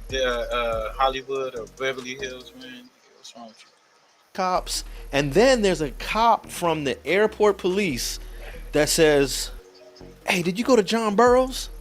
And I said, "I did." He said, I remember you from John Burroughs." So we end up having a conversation, and then about maybe 10-15 minutes in, I'm like, I got to get out of here. I don't want to get too comfortable here. And he gave me his card, the one that worked at the airport, and I never called him. But I walked up out of there. But I was a few things threw me off. The fact that this corrupt cop was hanging out with cops that were still working cops, non-corrupt cops. And then 600 being there, corrupt cops. I thought it was just a little unusual. It's supposed to be unusual, right? Right. Yeah. But I'm saying, bro, hey, it's the people that be talking the stuff that don't I'm speechless, bro. See, I've been not saying that for the longest because I didn't know if I was supposed to repeat that. Yeah, I wasn't really. I didn't want to, cause I didn't want to put it out there really, because there may be an explanation to why he was there, because there was a guy that had a YouTube platform that was also there. He wasn't on YouTube yet, bro. He was a fake manager back then. He was trying to manage. Was he trying to manage Crib back then? Well, he wasn't doing his own content, but he was definitely popping up because I recognized him when I saw him. I was like, oh, I seen you on the internet. Okay. You know, I was like, okay, this big dude, and he was brand new on the internet at that time. And I was just like, damn, this dude just popped out of nowhere. He's supposed to be managing Crip Mac, and he's been on the internet for about 2 years or so. So he been in cops. He been in cops' pocket for a long time. We got Munchie B on people mad at him for clowning 4X's losing his hand. His hand, whatever he's talking about, like, oh, he put voodoo on you to do it. I'm like, bro, now. So what you saying? He wrong for that's saying like that? a whole. All these neighborhoods now are gonna look at you funny, like they don't want to sit with you because you're saying some weird shit like that about somebody that they with. It's like he already is like kind of working. Yes, you got some viral moments. You made a bunch of people laugh. You made a bunch of people's jaws drop. But now there's like a lot of people that we can't really have you around. So No, I'm saying, look, is he wrong for saying this little voodoo, little content shit? Cause he just got embarrassed, bro. The 4X just embarrassed the fuck out of him, bro. He marked him out from everybody. It's gonna be hard to get pussy after that. Yo, bitch, gonna talk back to you. Garmin came quick. No. I'm saying, like, is he wrong for like having a little jokes and shit? I mean, on one hand, if this was a person that you really so you joking too? I'm not okay. Everybody, a lot of expressions involve mentioning your hands and shit. All right. On one side, I can look at it and say that if you really got beef with somebody, or if you look at somebody like a op and something bad happens to you, like, I mean, this is rap shit. I mean, you can say whatever the fuck you want, but I do think that, like, if somebody goes through something that's like a life-altering, horrible experience like that, and even a lot of his actual ops are not using this as an opportunity to shit on him because they genuinely feel bad for him, it's like, you know, you're putting yourself in a certain box by choosing to make content about this and clown on somebody for that. Hey, but I'm trying to figure out why the Crips, especially like from the other side, they act like they disappointed in me for cracking little jokes, right? And I don't understand. Because you op. No. That's all it is. No. They act like they're like, nah, I'm disappointed in Even Munchie. the first part, yeah. Not mad. They saying they like disappointed. They didn't expect me to be right, but I'm saying, but this not a little girl that got hit by a drunken driver. He didn't die in a house fire. He didn't like, bro. You did the shit to yourself, right? Yeah, for real. So talking about you finna blow other motherfuckers up. The boy Wax said, I wouldn't make no jokes like that even with a because it could happen to anybody. No, it can't. Cause I thought when you light fireworks like that, you supposed to put that on the ground, light it, and run away from it. I never heard of people lighting M80s in their hand and trying to throw it. Yeah, but especially outside of a fucking car. It was faulty and it like blew up before. No, it wasn't faulty. I mean, no, it is. But see, that's the thing. I don't believe that M80 was faulty. You got a stem, that's a fuse. You don't know when that motherfucker. You might light it and it go bam. Yeah. Instead of it taking its time, you know what I'm saying? But I'm not gonna play with it. But why is everybody trying to give him a way out saying that it was like a faulty M80? No, it might have been though. No, it wasn't. It was just some stupid shit to do. Probably a lot of the stuff that we've heard about this is not true. What I just said, right?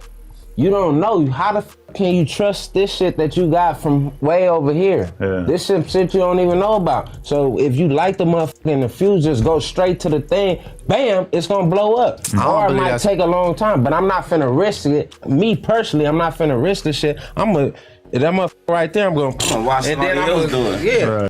That nigga is definitely Officer Glassjaw. What do you call him? Officer Slip and Slide? So is this? I mean, my whole thing about it is like, if you really hate somebody, sure, say whatever the you want, but there's a lot of stuff, a lot of bad stuff that could happen to someone that I consider like my worst enemy, and I'm not going to make a joke about it. And it's like, I can give somebody a hard time about a horrific experience that happened to them many years later or whatever, and it don't really feel that bad. But in that moment, immediately rush into the internet, especially if you're someone who wasn't exactly knocking on the door, hey, can I get a fade? No, you were kind of like chilling, doing whatever, and then something bad happened, and then you decide to jump out the window because you look at him now as not being as dangerous. That's shit that I think a lot of people look at. I don't agree with that narrative. I don't think people was waiting on his hand to get blew off to talk shit. Nigga, a lot of people. Yeah, that's the internet. They gonna do whatever. Right, that's how the internet works. Yeah, that motherfucker is tricky. I mean, like, I'm even picturing, like, when I see the video that somebody made of like an AI thing of him sitting at this table and the firework goes off in his hand and he starts screaming. I'm just like, bro, imagine trying to explain that to his fucking family who's seeing this shit and they don't understand. Nigga, I seen that shit. That shit was crazy. The memes came out left and right. You know what I'm saying?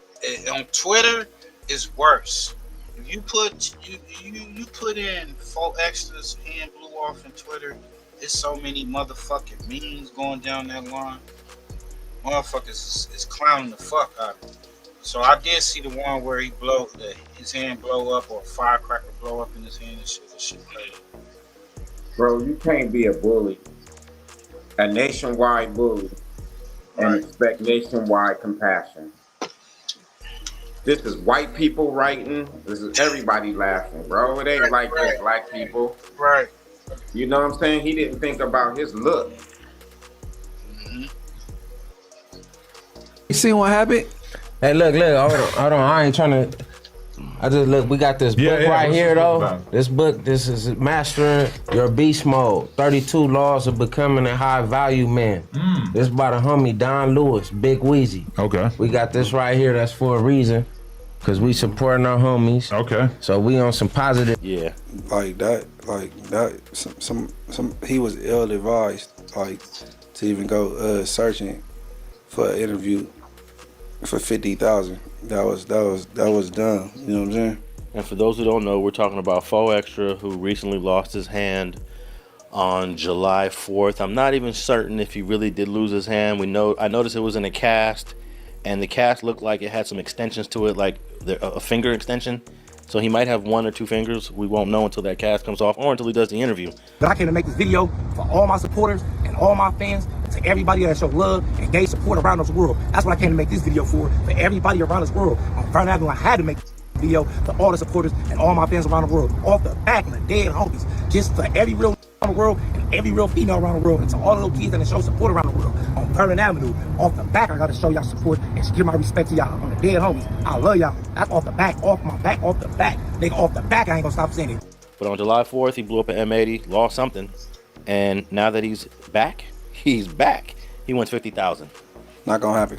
Adam's definitely not gonna pay that. Not gonna happen. Vlad would be an idiot if he would pay $50,000 for any interview. It's just you don't make that back. Even if you go. Vlad, he already hit Vlad. Vlad said he didn't even bother to counter that. You know how many views you'd have to get to even break even? But what would make a person think that warrants 50,000? Well, you know how many? Because of a lighter, a hand, and the M80. 5,000. Right. 1 million, nigga. Yeah, that's what they said on No Jumper. It's real shit. Yeah, like you want a 50,000. I mean, I would have went to Adam and said, okay, well, I'm gonna give you this exclusive interview because I know you want it, and just up the price on what he was already giving him, even if he upped it a few hundred or a few thousand or whatever. But to ask for 50K just to show that, oh yeah, I was fucking with some faulty fireworks. I tried to blow somebody. I tried to throw it out the car and blew up my hand. I mean, if people gonna want to hear about the nigga that got his face blown off or half his face, they gonna want to hear about that story. You know what I'm saying? That's the story. So I mean, to me, it was bad advice, bad management. Like for him to come back and say, "Yeah, I need 50K off the back." Like, nigga, you're not even a celebrity, and you. Come on, gang. We talking like what they pay niggas to do a concert, a full concert. You know what I'm saying? Like what? Like you have to really give me some tears, bro. I need a Gil King interview. I need this to be emotional. I didn't hear you. What you say? They some non-gang, like non-drug dealing gangbangers, nigga. Oh yeah, y'all supposed to have that money already. They supposed to already have that money. I told it, the last time I talked to a gangbanger and told him what's up, I was like, bro, you a broke ass, you a broke crip. I'm like, bro, you ain't got no car, no money. Nigga, you live at your people's house, nigga, you a bum. Like, fuck. I'm not saying that about folks, but I'm just saying in general, if you in this, you should be trying to get some money, nigga. Get some bread. And I need you to express you feel for your homie that was injured also. And you want him to get back. I need to see another side. This interview will have to be very. Even then, 50,000 ain't gonna happen. But like, I don't get it. Well, let me give you a list of some payments that went to interviews over the years. Tanya Hardin, she was the ice skater that got into a little scuffle with her number one competition. Hired somebody to like break her leg so she couldn't compete in the Olympics against her because she was good. I think the other girl's name was Nancy Kerrigan. They all ended up getting arrested. In 1994, Inside Edition paid $600,000 for a Tanya Hardin interview. Woo! 600,000? 600,000. That's cold. The National Enquirer offered $1 million to interview O.J. Simpson's friend, I guess A.C. Collins, before his trial, but it never happened. Jennifer Lopez and Mark Anthony earned $6 million for releasing pictures of their twin babies to People magazine. Who did? Jennifer Lopez and Mark Anthony, when they had their twins. They earned that? They got paid $6 million to give them the rights to post the photos in their magazine. Brad Pitt and Angelina Jolie got $4.1 million for their baby rights in 2006. So we talking about celebrities. And then Princess Diana, before she died in 1997, she got $1 million for an interview with the BBC. We talking about A-listers. Yeah. I remember also, remember the Octomom? I brought this up before. Octomom, Dr. Phil paid her 200 racks to come on the show. And you remember Octomom? he denied it, but he did it. Wild. Yeah, man, I don't think Cuz gonna get that. Maybe he may get 10. Hey, Flo Extra may ban, maybe, I guess he was trying to say maybe ban No Jumper from LA after these recent interviews. Is Flo Extra got the power to ban No Jumper from LA? Y'all get in the comments, let us know, man. No. All you gotta do is offer some money, my nigga. Yeah. no anti-Hoover bias. I don't think you think I have one. I do. And see, I do. This is my nephew, right? I got a bunch of other nephews that whoop 4 extra out. My nephew TK whooped him. Whooped 4 leaf out too on Hoover though. What you mean? Like everybody he didn't whoop that he's talking about off the back. We don't do nothing off the back. We need all off the tippy top. Ooh. We need all off the tippy top. When the bird come in, give me mine off the top. It's off the bone. What does this mean exactly? That means off the top versus off the back? They off the back. That means they back there. Off the top. Realistically, if you're 4 extra, what are you expecting Adam to do in this situation? Are you expecting Adam to say, nah, y'all can't talk about 4 extra, cut it out? Because they already came to No Jumper, pushing the issue that No Jumper has a bias against Hoovers and No Jumper needs to hire more Hoovers, and that Adam is considered a Hoover op and he's considered a part of neighborhood because Adam has been going against the Hoovers. If Adam would have said, nah, y'all can't talk about 4 extra, they would have said, hold on. You gave 4 extra the platform to talk about us, because that was what this entire interview was about. How Adam is giving platforms to people to diss the Hoovers, but isn't giving the Hoovers a platform. So if Adam would have like shut them out and shut them down, then their point would have kind of been proven, right? If y'all literally see, we've been blackballed out this industry for a long time, right? I would like to talk about that. Yeah, we need to talk about that as well. You know what I'm saying? Where did that begin? It began with it began. You want to get Mike too? Come on. Up to you. Come on. What Trig got? Trig supposed to be up here right now too. Okay. But at the same time, listen, my whole. Because you've been around to see the origin of it, presumably, right? But not presumably, for sure, nigga, for sure. How old are you? I'm 50. I've been from this shit since I was 10. I've been claiming this shit since I was 10. I got put on in junior high school. Crazy story. A motherfucker, my brother got killed. A motherfucker named Pope from 9 Deuce. He didn't like my brother, so he sick Bambino and Baby Day on me in Little Chili front yard on Hoover Street. Right? Welcome Pope to the podcast. Gang shit. So ugly. Gang shit. Hoover though. Hoover this, Hoover that though. Hoover that. Stop playing though. And we look better than them fools. Man, stop playing. Look at us. Stop playing. Hoover though. Stop playing. Nigga, y'all got all y'all shit from us. Stop playing. Okay, how they dress, how they act, all that. Right. Crazy. So you remember when the Hoovers' reputation was not as controversial and then it became that at a certain point? Like, what was the biggest point where it shifted, where you started to feel like it was enemies against everybody? That was all from the beginning. From the beginning. From the very beginning. Like, I can only explain to you, you know what I'm saying, from like, like the 80s on up, you know what I'm saying, I went to jail in 94, you know what I'm saying? I can run you through that real quick if that's what you want. Guys, Sure. like that shit. You know what this is? Like that shit. A Gumby blunt. All right, just let you know. Oh, so you already knew it was What called you mean? that. This in New Come on, York? man, this What do you shit mean, bro? regular. I'm about to listen. This is what we do. Like, all right, bro. Like, I promise you. Yeah. I promise you. Like, I promise you. On Hoover. Gang shit. Man, we need a torch for that thing. On Hoover, I left it in the fucking. We left it in the Hummer. We left it in the Hummer. On Hoover, pulled up in the Hummer. The Hummer is insane. I'm gang, stop playing with me though. We put up I'm saying- 8 in the motherfucking truck. Just hold on. Don't even trip though. Like, my whole thing is that, like, we're not here. Like, the whole thing about it is that, like, well, I personally feel, right, that you got. I won't even say it like that because I don't want to be disrespectful to nobody. You know what I'm saying? But at the same time, you got a bunch of bullshit going on in your midst, right? And ain't nobody investigating. The name of my shit is checking, ain't cheating. It's only cheating if you ain't checking. On Hoover though. On Hoover though. Pay attention. See, a lot of people, they try to impress themselves to be bigger than they are. But us, it's the difference because we don't. Okay. The city see who he is. The whole city ganged up against us. All the Because that's what Wack always says. Wack always He says, not lying. the reason why I respect the Hoovers is because I never seen a hood go against everyone else in the city. And guess what? We stood on business. That's it. That's all. Everybody peace treating, doing all that shit. This the thing though. See, the difference from us and what you guys been seeing already with the Big U situation and extortion and all that shit. Like, y'all ain't got nobody ain't got in our community. They don't gotta pay us rent. They help raise us.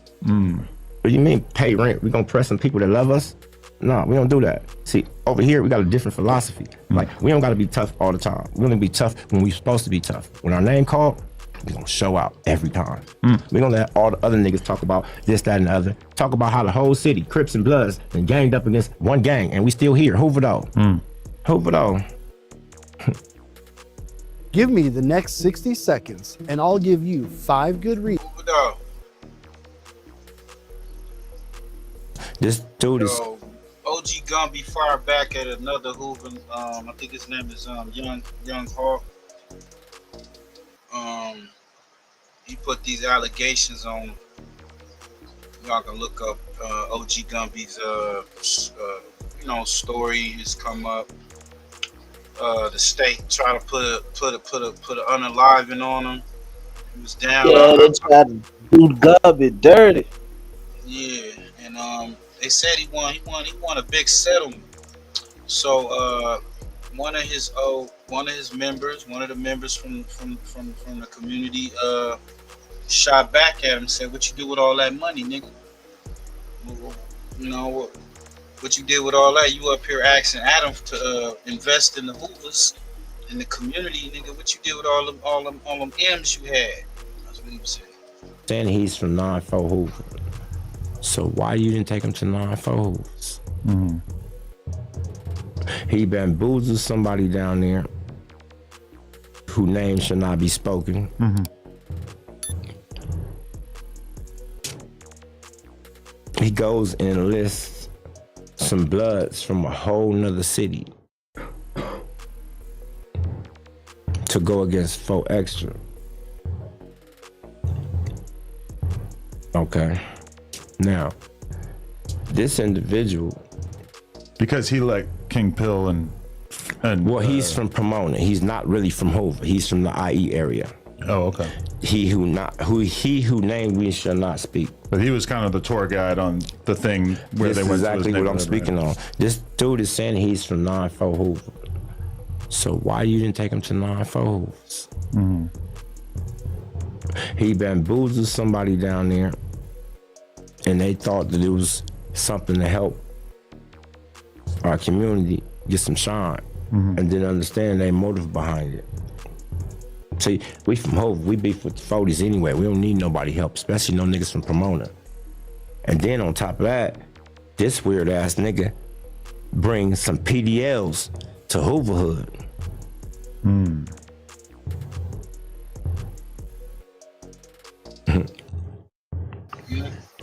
I don't know about y'all, but like that's very disrespectful to us.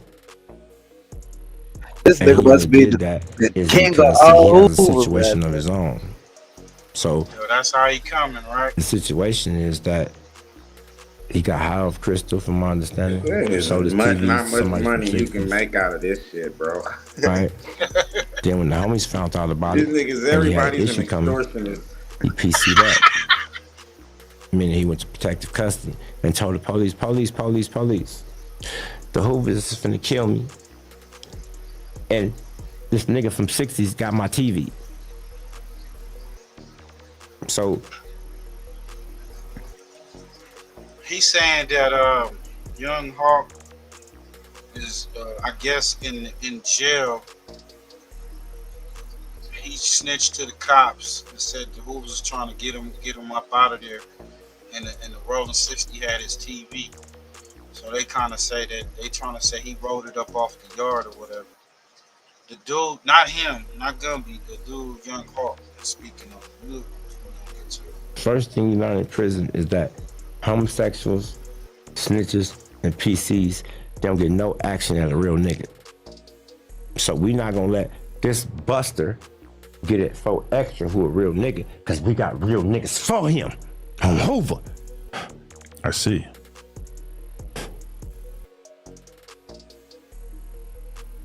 So with one phone call or text from you, I sent that nigga from having a rap contract, a song with King Pill, and a video to being a podcaster, cause you ain't nobody. You shut that down immediately. Fuck you mean? I've been in the set since I came home for like the last 16 years. I've probably seen this guy probably once or twice in 16 years. Spoke to him probably 5 times. You don't know nothing about me. If a nigga think I ain't who I say I am, just go check. Just to put this out there though, and I already told you I wasn't going to interview him, right? Just because I'm not trying to cause any kind of tension. You can't. within- See, this is what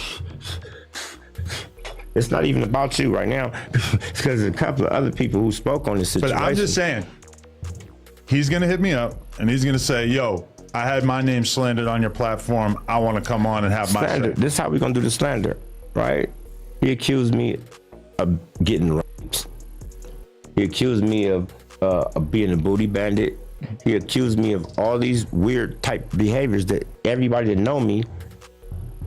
He made you sound like the worst person ever. But let me explain to you why. A person who I just snatched all your emotion would. He went on about me for 30 minutes. Why are you so mad at me?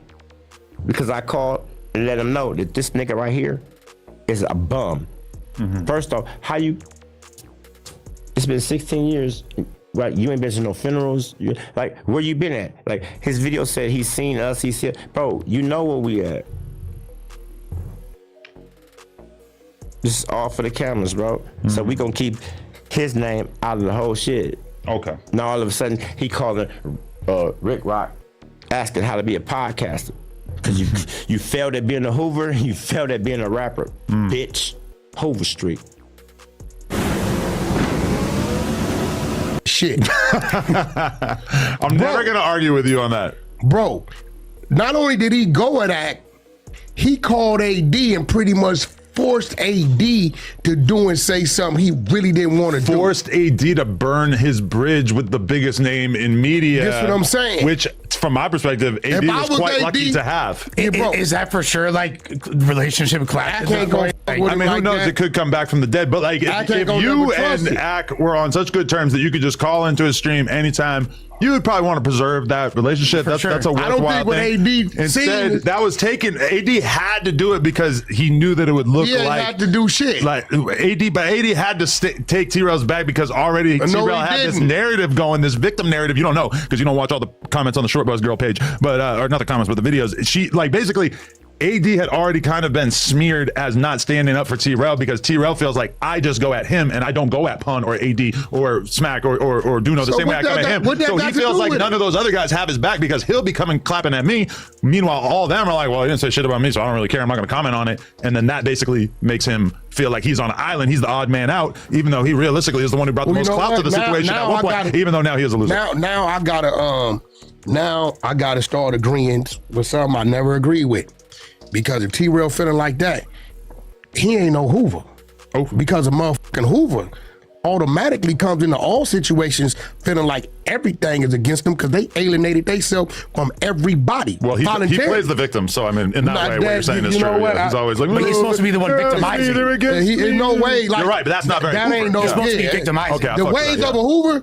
When you come in and you talking about that's what you are, you know you're coming into a situation that not only nobody else gonna f with you, but even you got internal problems within the cliques that may not f with you. So for him to say, hey man, this dude is coming at me, y'all not gonna help me, and he don't handle his business, that ain't how they do it, bro. It's just not. But he came back home firing on his own homies. But yo, that's why, okay, T-Rail to me is now looking a lot like King Pill. Because they both took some abuse on a podcast and then lashed out at a label. Y'all niggas need to figure it out. Actually, all three of y'all make a hell of a show. It's a nigga that's telling y'all that he not Hoover because he ain't doing certain things that the Hoover should be doing. Well, you not Pyru, according to what the Pyrus instilled in they brethren.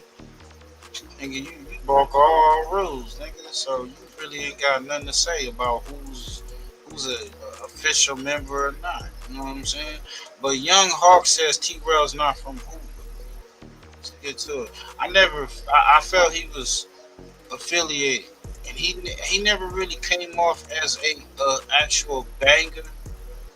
You know, his brother is official, but he's more of a okay, your family from it. You know, you hang around the homies, but you never really got put it on, quoted or whatnot. But worst come to worst, he's down with the gang. You know what I'm saying? Nigga got like one arm. It ain't too much he can do. You know what I'm saying? But I hear some of his people's counterparts, they get mad because they saying he ain't bringing enough of the homies on back on Fed, and he ain't showing enough love to the hood or whatnot. I don't know. That's up for debate. I've seen Hoovers that have graced his platform, But shit, you know how it is. The Groove Show, man. Hey, man, shit. I'm on a mission right now, nigga. To get the job. I'm on $1 million run right now, nigga. I'm trying to do it. You feel me? But that's why I say, bro, you can't mix the streets when you getting money, bro. So I understand that aspect. You feel me? So I'm not gonna never let no street shit come in the way of a nigga making no bread. So is T-Rail from Hoover? No. Why you say that? Why you say that? Because he not. T-Rail not from Hoover. Is Milk from Hoover? What's the X factor? Milk from Hoover. Yeah. Why is T-Rail not from there though? Just because he never got put on? Yeah, T-Rail never got put on, bro. So in Gumby's age, like you can read the comments on the podcast where people say back in their time a lot of people wasn't getting put on. T-Rail not from that time, nigga. T-Rail not from the set. Period. If you ain't get put on, you're not from this, bro. Is it too late for him to get put on at 46? I mean, he can get put on at whatever age that they accept him. Oh, okay. I mean, go ahead if you feel you can do it. Try it. Big Deal said he got some fades for his girl. Will y'all make the people put them on like tie one arm behind their back? Yeah, they're only allowed to hit one side. T-Rail probably know how to fight. No. I don't know. I don't know. He might know how to fight. What I'm saying, if they putting T-Rail on, would they make the niggas put them on, tie one arm behind their back so it's even? I still don't think it's even. He's got one arm. The other arm he can't swing, can he? No. T-Rail? But it's still the arms can't swing. But it's like that whole side of his body is dead and rotting. But I think they would have DP'd him for letting the 6'0 dude put his nuts on his neck. Oh, T-Rail neck? Crazy, yeah. What? T-Rail? He let the 6'0 dude put his nuts on his neck. Yeah, like literally. Yeah, he jumped up and wrestled him on the orange couch and put his nuts right here and said, I got you. A gay dude too. A gay guy. Wow. Yeah. Wow. Hey, so you heard it there. Wack is calling Rich Trapper gay. Called him a rolling 60 and said he put his sack on T-Rail's neck. Now we saw that video where he was trying to do the little wrestling move, and he did put his allegedly put his sack on his back. Pause. Bro, I think everybody put too much on it. Right. I've seen that too, but if he'd have had some shorts on or something like that, it'd have been like, yeah, you know, you put your sack on a nigga head, you know. Right. Everybody's putting too much on it. That's what they do. You see, he said he let a rolling 60, and Rich Trapper not rolling 60. I mean, he probably used to hang around them cats. His pictures of him throwing up rolling 60s in the rolling 60. You know, he got the uniform on, vintage to that time. But he not a member. But do you see how Wack put that in the mix? And then you hear how Adam say, "Oh, his arm is rotten." Like he always taking shots at T-Rail. You know what I'm saying? They both need to get in the ring. Adam tie his hand behind his back so it can be fair, and they just squabble out. We got Hoover Gumby again taps in with Bobby Ye, Imperial Vision. Make sure y'all go over there, like and comment, subscribe. Go check out Gumby's channel. Checking ain't cheating. That's his channel. We got the man of the hour. We got Brother Gumpy, man. Let's bring him on and get into the content, man. What's the deal, bro? How you doing, man? Nice to meet you, bro. Man, likewise, Ken folks. How you feeling, man? Oh, man, I'm always blessed, bro. I'm always blessed. I heard a lot about you, bro. Man, I appreciate that. 100, man. Likewise. Yeah, me and Papa wanted to bring you on today, man, just so we can, just explore a few things, man. You know, you're a fast-growing internet sensation right now. You know what I'm talking about? Everybody's searching for you right now, man. You know what I'm talking about? Yeah. I mean, they really should, because they should search for the real. Right. You know what I'm saying? Shout out to you, Gerby. Shout out to you. What's the deal, bro? How you doing, bro? You been good? All right. Yes, sir. Glad to see you on board with us, brother. Glad to see you. Oh, man, I'm always on board with some positives.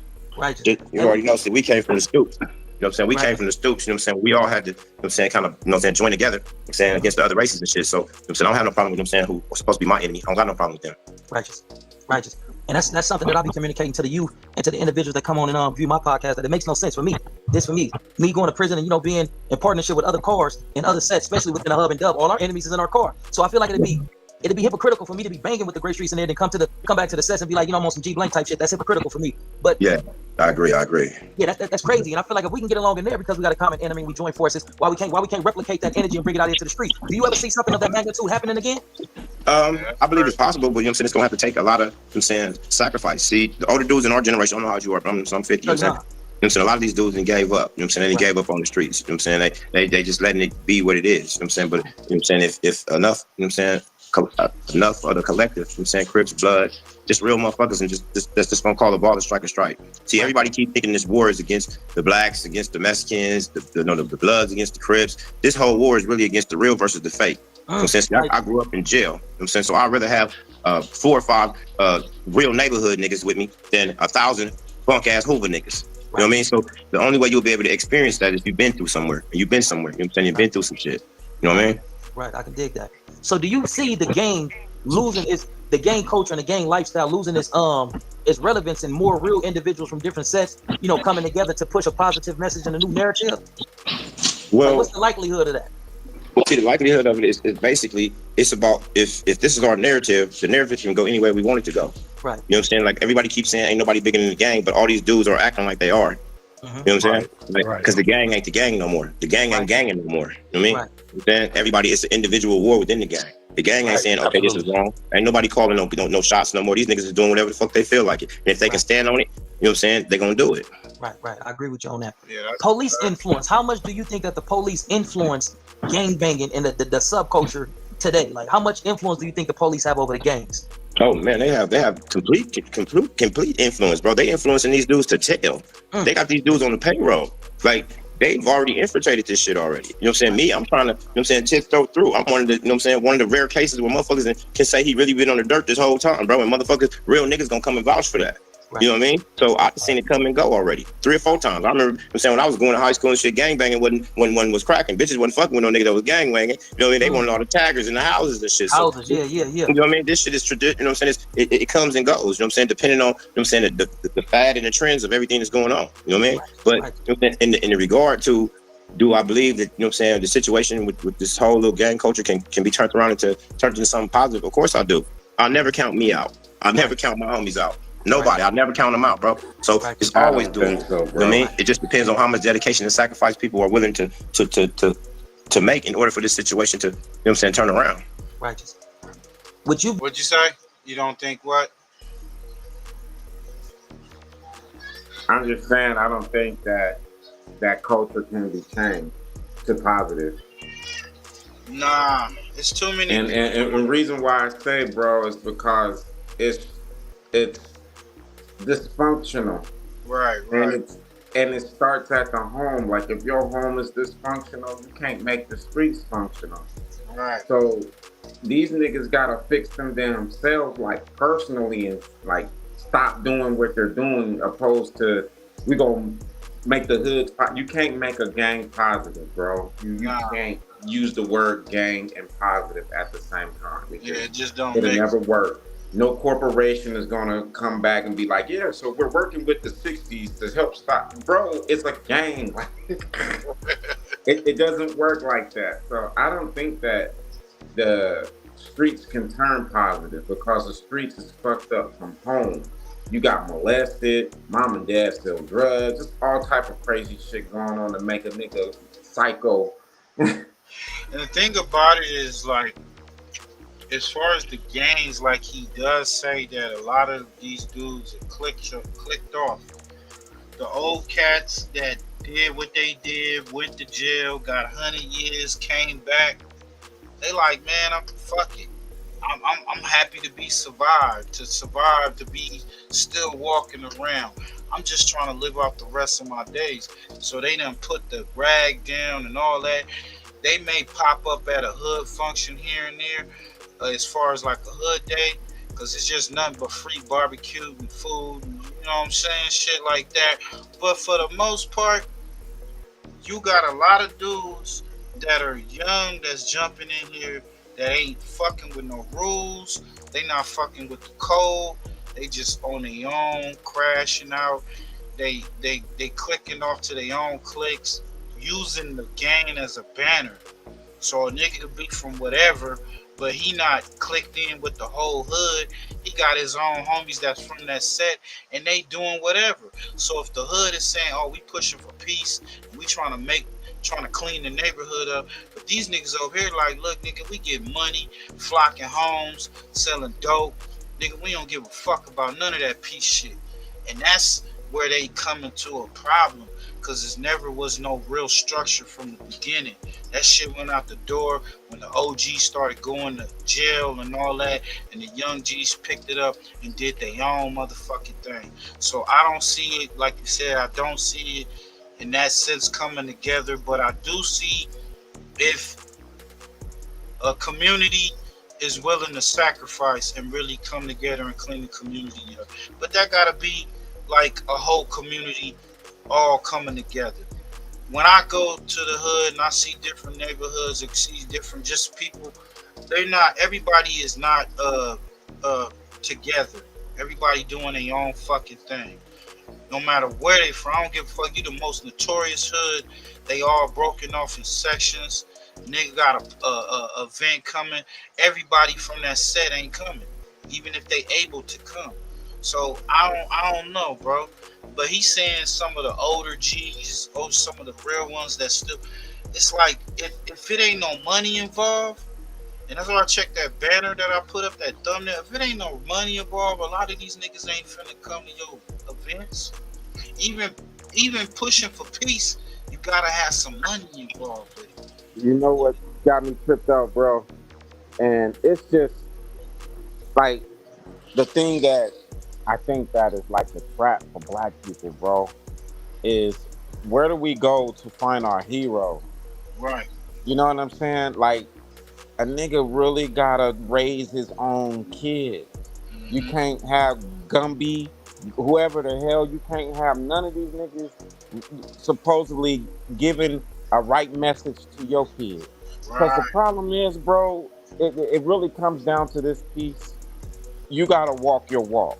So if you walk the life of madness, and it's only because you got your hand slapped so many times that you ain't walking around like a madman, you know what I'm saying? You are a role model to a degree, because you can tell a nigga, hey, don't go that route. You know what I'm saying? Right. But when I listen to these cats, the problem that I have is to chariot the culture. Like, if you're at the point where you know the culture got you 20 years locked up, you know, all that shit right there, how do you still chariot the culture? Right. And that's the part where I get confused at right there, because I'm like, well, my nigga, you should, when you got out, you should have still stayed banging. You know what I'm saying? Right. But you're up on here carrying the culture, so this young generation, it's not deterring them to say, nah, I don't want to do it. The older nigga is remembering the good times. You know? Yep. Yep.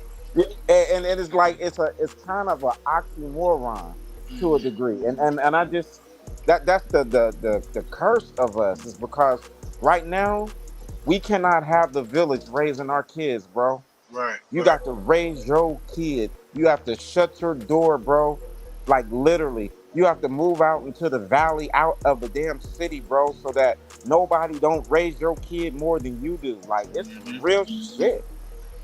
It's some shit, bro. That's the only way you gonna save your shit. You stay in the hood gonna raise your kid. That's a fact. Yeah, so we're gonna get to this, man. This is the last story, man. Keefy D give 5 names who heard Diddy $1 million offer for Tupac and Shug. And we got Tupac grand jury already told Reggie White is a suspect in the murder. That's crazy. Being an OG and having a whole lot of experience behind the wall and outside, you know, playing in the streets, do you ever see the Hoovers, I don't want to say making amends, but do you ever see tension lessening between the Hoovers in the neighborhoods? Do you think that that'll be a reality one day? I like I said before, I can reiterate it, you know what I'm saying? Because like a lot of people don't really know my situation, you know what I'm saying? And a lot of people do, you know what I'm saying? They know what the newspaper, you know what I'm saying, is saying. But you know what I'm saying, you saying that, and I'm saying that my situation was one where, you know what I'm saying, I had an inner conflict with, you know what I'm saying, one of my homeboys. You know what I'm saying? So the Crips and the Blood, G homies, you know what I'm saying, and real niggas had to come step up, you know what I'm saying, and help me be strong. I can remember Big Lunatic Frank from 6-0 saying, Gumby, you gotta get up out the bed, bro. You can't lay down all day. That's right. You know what I mean? You gotta get up, bro. You know what I mean? Like, so with that type of mentality and thinking from where I came from. I'm saying I've been around a lot of good dudes, bro. I went to jail when I was 18 years old, all level 4s, bro. So I get out till I was 35. You know what I mean? So like I know all these dudes. You know what I'm saying? Big Kelsey, Lala from 6 Dudes, Rob from 6 Dudes, Rudy Moon. I know a host of these old dudes. You know what I'm saying? And that's where I came from. My whole philosophy about who I am, the integrity that I have in myself, come from these dudes. I was raised by them in the penitentiary when I was a pup, you know? Right. My homie, you know what I'm saying? My homie Hoobalon, Dantana, you know what I'm saying? Real niggas, bro. You know what I mean? So my whole thing is that mentality, you know what I'm saying? If it is to ever to come back, it'll have to start from the pen because that's where it's at. All gotta stay solid together. All that other shit don't even matter no more. You know, it's just 15, 20 white boys and Mexicans that's gonna come out and do something to it. You know, you coming out? Yeah, I'm coming out. You coming out? Yeah, okay. You gotta stand on that. That means you gotta be there. You can't let me down. And that shit don't come with no color. You know what I'm saying? I don't give a fuck if you a coward and you a hooper, if you a coward, if you from 60s, you a coward. Period. Right. Facts. Big facts. Big facts. You gotta have that level of Hey, y'all go check out that that's on that is Hoover Gumby's channel called Checking Ain't Cheating. And man, that nigga proved my point. He named off everybody in the pen who raised them and didn't say his daddy. Didn't say his mama. That's all I'm saying. Nah, you telling the truth though, because I mean, that's all I'm saying. When you I ain't don't trying to be raise your crossing kids, white, bro. That's all I'm saying. nah, you being real. When you don't raise your kids and you let them go into the streets, then you gonna get a OG Gumby. You gonna get a Big U. You gonna get these cats to end up raising your kid. You know what I'm saying? You may get a whack 100 raising your kid. Oh damn, your kid gonna be snitching. Nah. Hey, we got Keefy D give 5 names who heard Diddy 1 million offer for Tupac and Suge Knight, man. Let's get The man accused of his murder is now claiming that Sean Diddy Combs once ordered a hit on the rap icon. In a recent court filing, a 2009 interview between police and Dwayne Keefy D Davis is making headlines yet again, as Davis is claiming that Diddy told him he would give anything for that dude's head, in reference to both Suge Knight and Tupac Shakur. Now, according to the Davis, the beef stemmed from the continuous taunting of Combs by the iconic rapper. Now, this is a proffer done with former LAPD detective Greg Kading, and in that, Davis made a similar claim about Diddy's disdain for Tupac and Suge.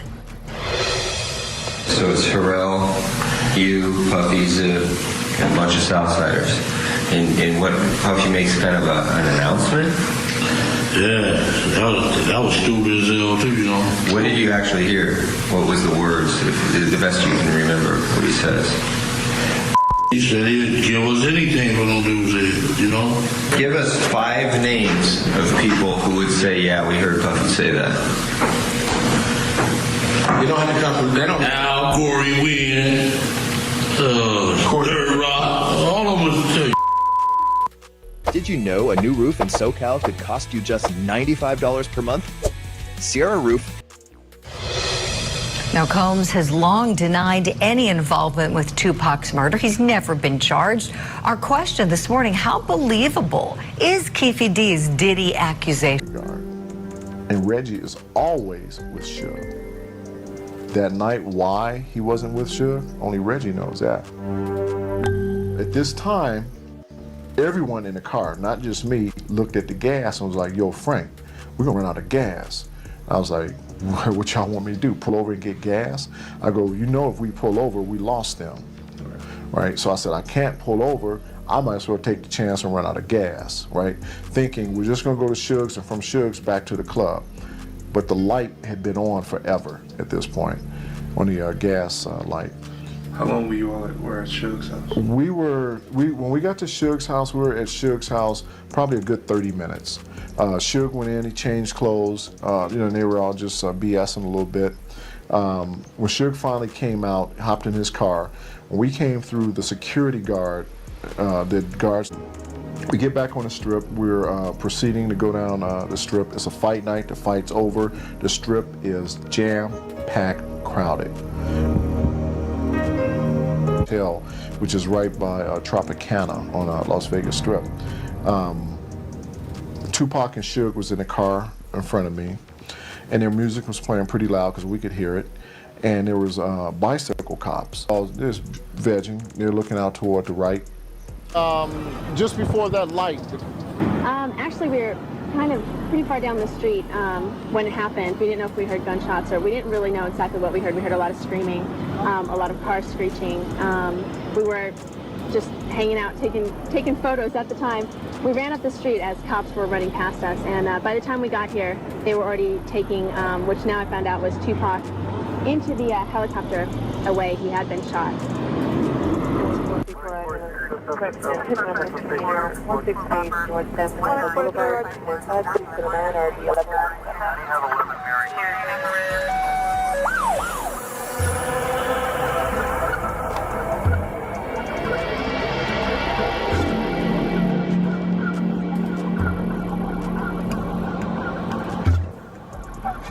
You know what I'm saying? I'm selling records. This is what I do for a living.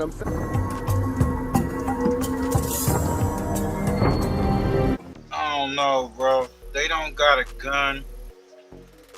Nigga, Tupac ain't dead. He's on fucking TikTok.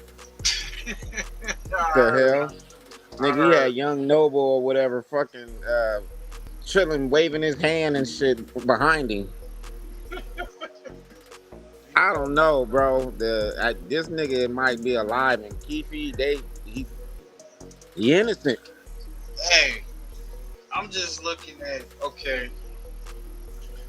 Shug said it was 2 shooters. Keefy said it was his nephew.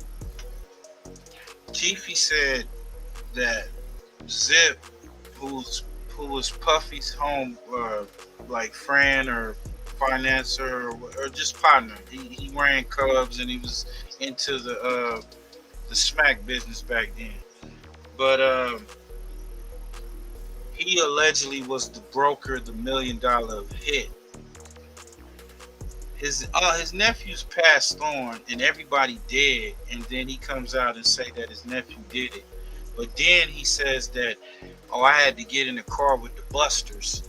And I'm like, okay, they was busters when you thought they was scared. They wasn't gonna do nothing. But then all of a sudden, his nephew gets the gall to say, fuck it, I'll bust on him.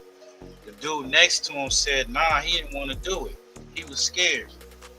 So all of a sudden, Orlando gets the courage to bust on Pac, but they said it was an arm that was a little darker, skinned arm, not the complexion that he claimed his nephew was. Man, I don't know if anybody can remember the color of the arm when you get This is from Gaddafi, the one who got killed like probably weeks or month later or whatever.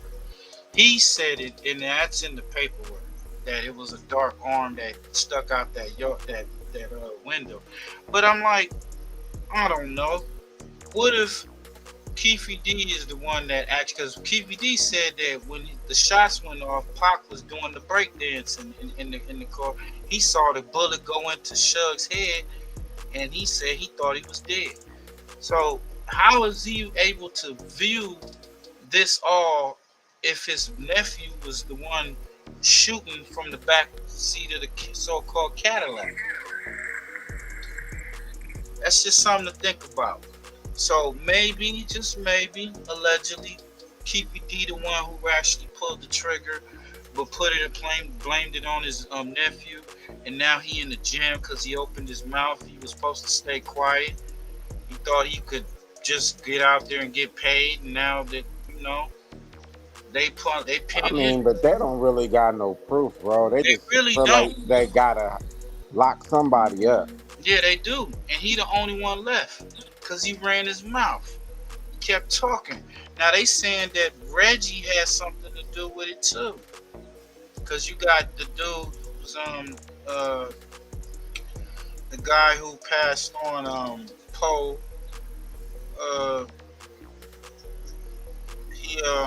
They allegedly say he got killed or whatever, but he had a heart attack and whatnot. But he mentioned Reggie Pork Butt White as a suspect in the shooting. And even Keefy D say well, if you gonna blame me for Pac, I'm blaming you for Biggie's murder. You had something to do with that, bro. But here's the problem. Here's the problem, and this is the reason why I said to me this is some industry government shit. Right. I kind of mentioned about the dude. I mean, why hasn't nobody go and debunk that the Tupac is online showing himself? No one has went and debunked that. They've stayed on this narrative right here, like they gotta find and put Pac away. And this nigga, I'm telling you, bro, they're showing niggas hanging out with this nigga, bro. I gotta check this out for myself. They're showing niggas hanging out with this nigga, bro. Like I think it was Young Noble or one of them hanging out with this nigga. They waving, fucking shaking hands and this shit. And I'm just saying, if we're looking at Tupac on fucking TikTok, nigga, what are we looking at right here? What is going on with this Keefy D thingy? It seems like some fake bullshit. I mean, like, go acknowledge that. Oh, that's not the real Pac. Acknowledge it, get it done with. This nigga is like, yeah, bro. Like, this shit been going on for so long. I mean, I do believe that it's some law enforcement that's involved, because if this was some gangbanging shit, nobody never seen the body. And we Nobody never seen the wake. Like, you know, you go to the wake and you see the body for the last time. Nobody ain't seen none of that shit, bro. He didn't get shot in the face. Right. You know what I'm saying? I'm just being 100% real, bro. And this is theatrics to me. I'm like, hey, you don't see the guy over there in the corner? You don't see him? Okay. We're gonna focus on Keefy. Right. You got what they say,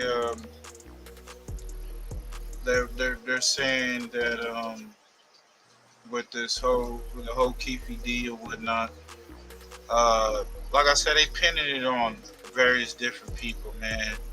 The blonde chick that was in the beginning, she goes on to say that they put Pac in the helicopter. Reggie said it wasn't no helicopter, but then said he wasn't there. But then they got video footage of him actually being there. It's a lot of shit, man. A lot of shit. Death Row organized the personnel to plan the hit, and I believe police officers were a big part of the hit. I'm just saying, bro. You know, like this. You know how they be saying like the industry and the military industrial are together. Like a long time ago, bro, I seen Kanye, and this is when Bush was in office, and he was with this military guy named John Ashcroft. Okay, like this in particular military guy and a rapper, normally you don't ever see this type of hookup. You know what I'm saying? It's like 1 in a fucking million. But it was something that let me know, like, bro, where you think conversations aren't, you know what I'm saying? They are. And I'm saying it might have been a bigger situation than something coming, like Puffy coming after. Because the truth of the matter is, bro, I'm saying my nigga is over here on this damn screen showing himself saying I'm the real fucking Tupac, bro. How are we over here talking about Keefy? The case should be stopped. Everybody should be like, well, he's not dead. Why is like no one looking right there? And it's just keep this going like Pac really did. And I'm saying you can go on TikTok and see this nigga. That's all I'm saying. Like this is what government look like. The government gonna keep that narrative because he's Machiavelli. He's supposed to be fucking dead. So they ain't gonna sit up there and say, well, we need to hold this case because we got new evidence that Tupac never died. They're not even gonna do it. They're just gonna let it play dumb. He gonna be over there as MC Enil. And we gonna get fucking Keefy and lock this nigga up and solve this case. It's not solved. This nigga's alive, my nigga. So if he is alive, which, like I said, I ain't seen the body. Shug knows who Shug said he was alive.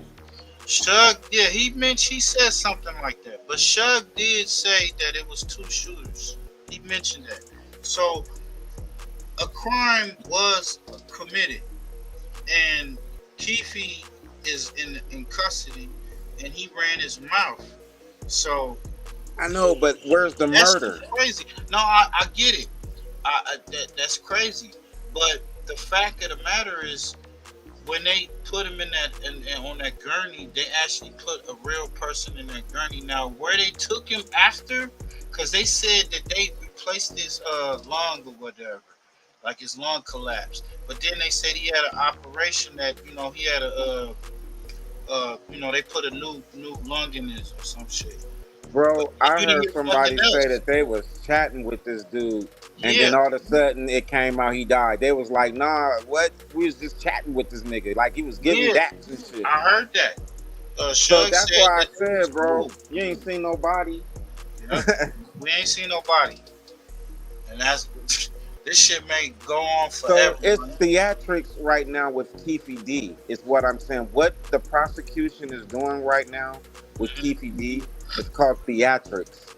And he's getting ready to take a fall on a death that hasn't even happened. This nigga's alive.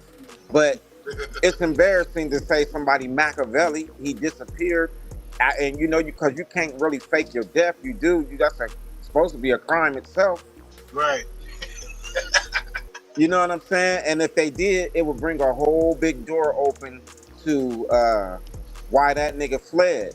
And I'm only saying that, bro, because old dirty bastard, they be like, the feds got that nigga, bro. That's the only reason why I'm speaking like that. Because of old dirty. Old dirty? Old dirty bastard, bro. They got that nigga, and you be thinking he's the goofiest nigga, but you watch his interviews. Everybody like, nah, the feds got that nigga. That's wild, bro. Hey, I didn't. Did you know his family was one of the head tribes before Manhattan became Manhattan? I didn't know that, but I did hear him talk about his lineage. You know what I'm saying, bro? He's from some shit. Yeah. That's why you changing his name and shit, calling himself Baby Jesus and all that. Yeah, man. I don't know. We'll never know. But it looking like Keefe D may be going down for, like he said, a murder that maybe haven't even been committed or whatever. Because we haven't seen Pac's body. I haven't even heard, before his mother died, I never heard her even say that, yeah, we saw him lay to rest or anything like that. So I don't know. There's a lot of shit. They claim that the outlaws smoked his ashes. A lot of shit, bro. Malcolm Jamal Warner passed. Warner passed. They said he drowned. That's bro, crazy. I think that's a hit. Yeah, that's crazy. He drowned. That's a hit. He drowned in another country, right? Like, what's up with the celebrities drowning in these other countries? Like, what the fuck going on? Like, I don't know. But yeah, he passed away. They say he passed away dead, man. We send our condolences. He was a real good actor. Y'all remember him, from the Cosby Show, the Malcolm and Eddie Show, Eddie Griffin Show, whatever. Yeah, But yeah, we send our condolences, man. Still can't explain why people tell somebody they can't carry guns. Why would I be paying $350 a day if they can't carry guns? Why would nobody never answer the questions? They go on, when they talk about me and try to drag some up, that's called a distraction. If you just tap in, get the likes up for me, Discretion TV. We're talking about Reggie Jr. The DA said, in fact, you are aware of one particular theory that you yourself are responsible. Mm-hmm. It says it right there, Veggie. So Keefe D, he didn't even have to say your number one suspect is your key witness. You understand? Way before Keefe D said that to ABC News. It's a lead suspect.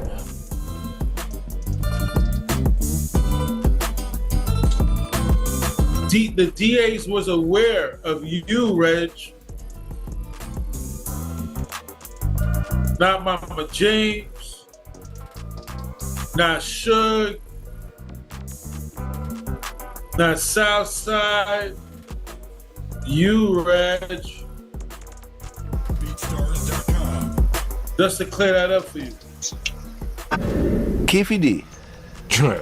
So, in the process of Keefe D trying to get his case thrown out, he himself submitted 2 different documents where he was cooperating in 1998 and 1999. And your name was specifically mentioned in one of those documents. What'd I do? According to him, you're one of the people that work for Reggie Wright's operation. So, according to Keefe, when Suge went to jail, Reggie Wright Jr. took over the whole North Compton operation. And people that worked for him were your brother Buntree, Trayvon Lane, a guy named Flip, and yourself. Doing dope? Dealing. Everybody in Compton know Mob James was not a dealer. What did you think? Did you read this paperwork, by the way? No, you just telling me this. Really? And Reggie, I'm gonna call Reggie after this and ask him why. No, Reggie mentioned that something like that before, but not that I was a dealer for working for Reggie. Okay, so here's an excerpt. Hey man, that's Mob James. Y'all can go check out the rest of that. Dope dealer. What'd you say? He was dope dealer. It just wasn't working for Reggie. He was mad about that. He didn't get mad about being a dope dealer though. Yeah, right. Mob James said he wasn't a dope dealer, but FG from across Atlantic points him out as being a rat snitch that snitched on him. Bro, but would you ever say you a dope dealer? That'd be stupid. I'm just being real. I deny it too. I'd sit right there and be like, bro, I have never sold anything but peaches.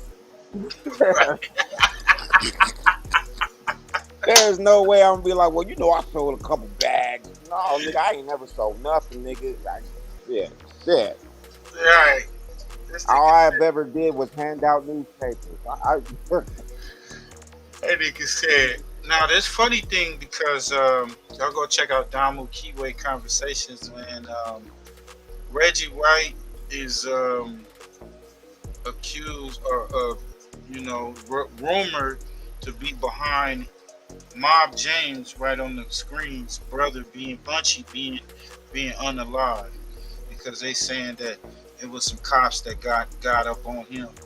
You know what I'm saying? It's a lot of backdoor crash unit type situations going on with that shit with Death Row and the members and some of the people that was involved with that shit with Tupac. I don't know if they'll ever get this shit solved, but like the homie said, man, he's somewhere on TikTok getting his groove on. You know what I'm saying?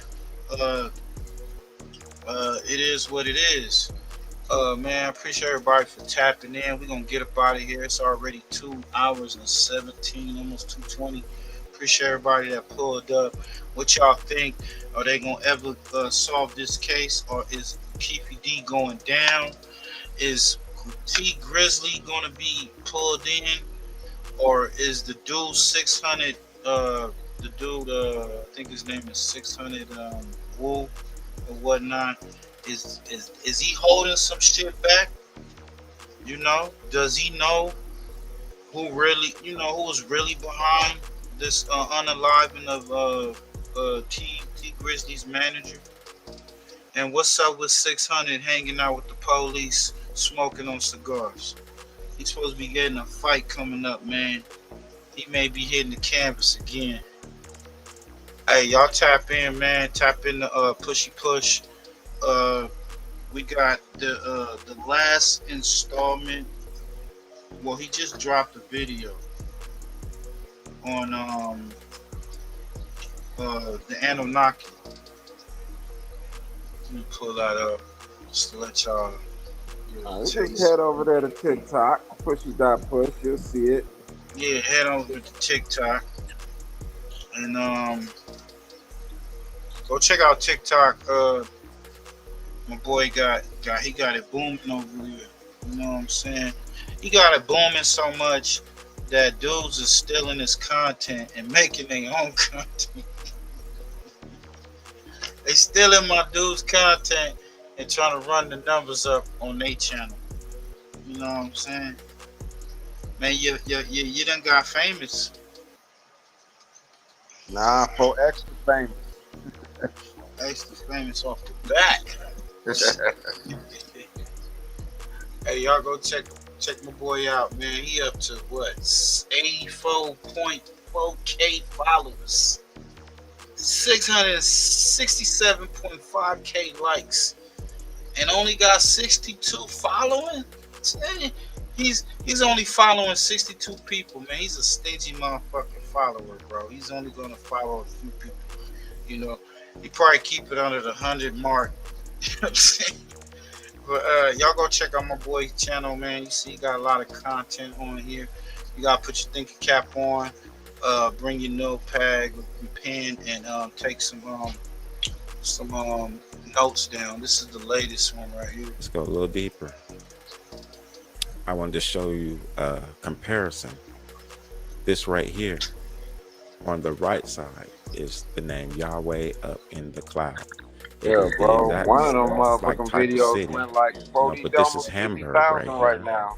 So we're talking the same type of city.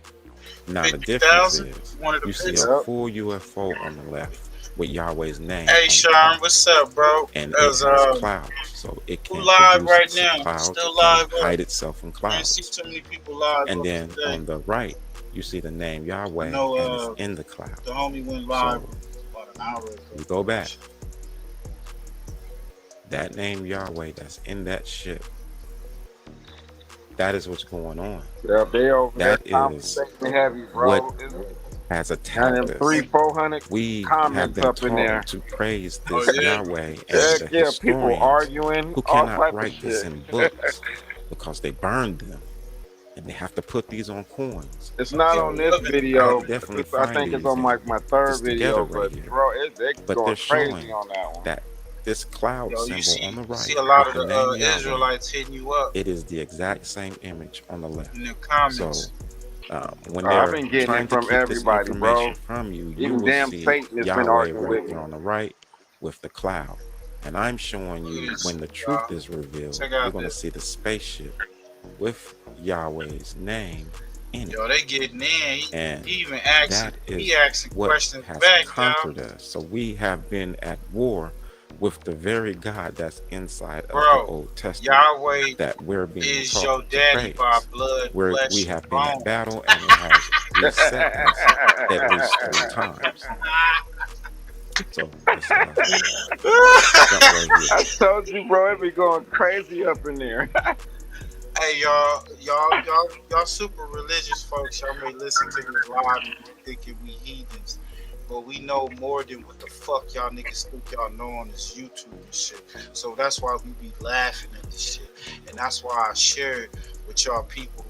You know what I'm saying? Put your thinking caps on, because everything you ain't gonna get in no motherfucking church, synagogue, or mosque. Let's just keep it 100. And all them niggas on the corner yelling at niggas and all that. Homie, get it cracking for real. You know what I'm saying? Get it cracking for real. Because one thing about it is we're going to break it down to a science. That's why I don't say shit. You could be whatever and believe whatever the fuck you want to believe. But it's one thing, you got to go to the root of it. And a lot of niggas do not go to the root. They just believers. They just followers. Go be a follower, motherfucker. So don't we laughing because we laughing at how stupid niggas is. You know? But we carry on. This right here is a great example and possibly the said the nigga got sick off eating shrimp. That's why he got knocked this airship attacking during this time. So you can see why would you eat shrimp knowing you about to box? Hey man, y'all go check out the homie TikTok. Go to pushypush.com. Go check out FanWest TV, FanWest_TV2, Big Nutter 804, and No Capping TV 951. Man, y'all tap in, man. I appreciate everybody. Keep your notifications on. See us Westside Wednesdays, man. You know what it is. We gonna come with the next, because the homie just dropped a new. He dropped a new one. And so by the Sabbath, we'll be able to. Hopefully, we should have some new content to go over. And the whole show will be dedicated to Pushy.Push channel. So y'all strap up, strap in, come through, and enjoy. We out this bitch, man. Fireball right there. And down below to the right on this coin, that is a star fort. And then you see the boats on the back end. So I want y'all to remember that right there. But when you're looking at this is looking at it from a helicopter view. So it's looking downward. So something is shooting downward. That's what his Uncle Junkyard Badges. Right. And this is what I'm showing you right here. What is shooting? Talking about Waukesha. It's a UFO. Waukesha said that he got a little bit of shrimp. That is what's attacking. So these things started shooting, and that's why he got knocked out. That's what they were doing even in our past. These UFOs are the ones who are shooting right here during this time period right here. You can see the boats. That is a star fort. Now watch this. The coins start to show how strong this bomb. Alexander goes to Germany and gets knocked out in 15 seconds. Check it out.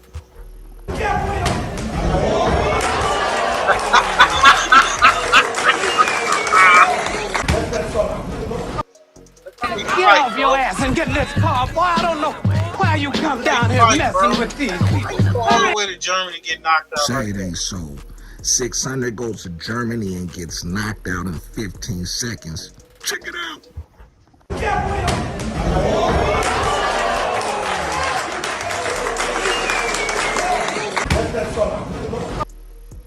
Get off your ass and get in this car, boy. I don't know why you come down here messing. 600 goes to Germany and gets knocked out in 15 seconds.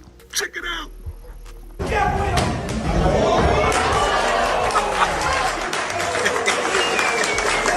gotta stay on your toes, man. Hey, man, we square bears on jail. We don't do nothing, we retarded on jail. We pimp, we don't do that either on jail. We just get the money.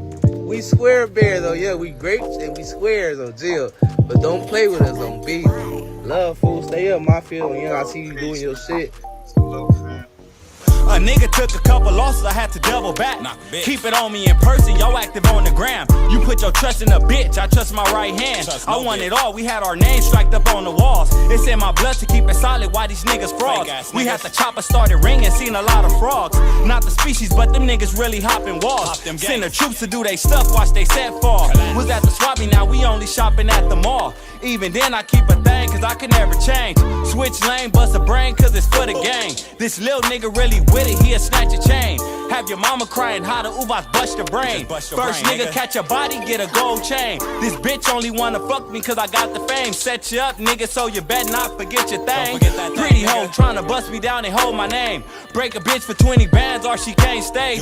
Knock the bitch, put her on the blade the same day. Wiping off my handprints, nigga, from this dirty K. Wiping off my motherfucking handprints from this dirty K. feel me? This shit could go either way. Better keep that thing, don't leave it on your pictures on that internet. You better keep it on you, cause these streets ain't gon' play with you, nigga. They not. Stay on your toes, cause these streets ain't gon' play with you. You got that gun on the gram, it better stay with you. You gotta watch these weird niggas and what they talking about. This nigga ain't gon' pop shit, he's still at his mama house. Stay on your toes, cause these streets ain't gon' play with you. You got that gun on the gram, it better stay with you. You gotta watch these weird niggas and what they talking about. This nigga ain't gon' pop shit, he's still at his mama house. Being active ain't spoken, my nigga, you gotta show it. I need a jag, I need a Benz, I'm trying to stay focused. You see this rock that's on the turf, I'm on the block posted. Gave him a dub that's on the set, I said he watched him smoke it. I hit the 7, watch me disappear like hocus pocus. But can't no bitch justify the way a nigga feel. Even on that case, nigga, keep your chops still. Back to the field, we doing drills, cause it's the way we feel. 223s ate up his back, get him out of here. But on my mama, I'm not stopping till I reach my goal. That's your boy, shit get real, low probably fall. Plenty nights I didn't think a nigga could make it out. Smashing a Mona, we just smashed a couple niggas out. Backstreet activators, shoot up your mama house. These niggas Instagram troopers, what y'all talking about?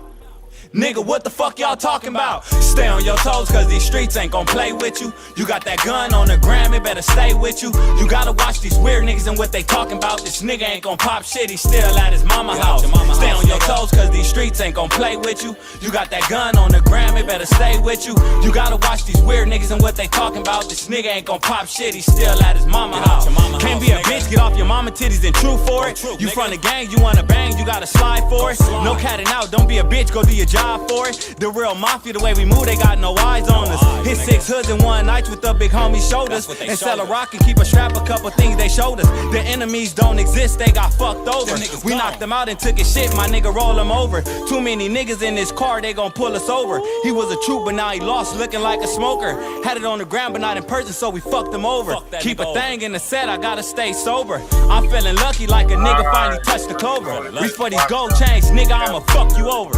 Yeah, nigga, we gon' fuck you over, nigga. On the set, low. Better keep that motherfucking burner on you, nigga. Don't be out here slipping in these streets, nigga. Gotta keep that fat heat, nigga. Let that lemon squeeze on the set, nigga. Don't play with your life out here in these motherfuckers. On me, nigga. Trying to get your boy one way to get that interview coming through. But we got your boy, Lil Larry, man. We out this bitch, man. Appreciate everybody tapping in. Hey, gang, let's really nail it this time. Mafia style, y'all know what it is. 1, 2, 3, 4. Hey, hey, hey, hey. Call it Finette, that's my mafia twin from Jordan Downs. Raise a finger, that's on Gorillas, bitches going down. You politicking on instant, I'm out loading rounds. Smoked his brother, smoking his brother, now he in the clouds. Played our freestyle in the courtroom, Brody lost his trial. Doing dope all around the kid, so she lost her child. See, this mafia way of living, it's just our lifestyle. It ain't no waiting, I'm impatient, let's get busy right now, okay? Diamonds dancing, it's off a lick, I like to rob people. Keep it on me, unfortunately, I done shot people. Not legal, nigga, I'm a spinner, we are not equal. Non-lethal, John Cena the poor, I could not see. Long live to leave it, hood boy was quick to squeeze the trigger. If your son ever hungry, doggy, I'll kill for that nigga. I'll die for the street that I post on with my killers. That is not my baby, lately I've been focused on Skrilla. I can't tell you what, just know the code word is DJing. That's a highlight play, buddy, we gon' replay it. Well known gorillas from my city, they know we famous. You ain't talking no money, get in line and keep waiting, keep hating. I promise it's coming, Lil Larry, be patient. I had to cut this bitch off, she got feelings attached. I burn this motherfucker down to the ground, to the building collapse. I don't listen to your music, that shit weak and I'm blowing this cap. 5.56 fly out ARP, ain't no holding these back. You speaking on my dead, it's okay, you for surely getting smacked. Don't need a microphone, but you know it's for solely a rap. Big eye busters, the enemies is for soaking wet. Don't believe none of your story, that shit make believe. 223s, you ain't ducking nothing, this could shoot through trees. Cold word, mental cycle, I came to make a pussy bleed. It ain't a bitch on this earth I'm gon' ever need. I tell how they ever run up on me, shit, I ain't having it. You sir not a killer, we heard you did that shit on accident. I told these niggas I'm from Gorilla Gang Mafia. Yo, BM keep watching me, tell her put down them binoculars. I beef with the whole city, fuck about being popular. Not affiliated with none of my people, so we robbing. I get busy with Tula, they start calling me the problem solver. I'm a real life sparker, don't worry twin, that's on my guard. Hey, why you dissing me on the net? We from the same city. Always leave a house with it on me, yes it came with. You ain't trying to catch a body, you should not come playing games. I'm a rock star with a drum, so you know I got it on stage. Outside thugging on this block, cause I have no home. Kill a nigga playing with my bro if he right or wrong. Stand dead in his face and that's his fuck nigga, what's happening? Like a donkey in this club, it's okay, we get to dragging niggas out. If it get tricky, shit I'm passing, it's time to pass on the house. If you can lie dead in my face, I can Get paid to be real.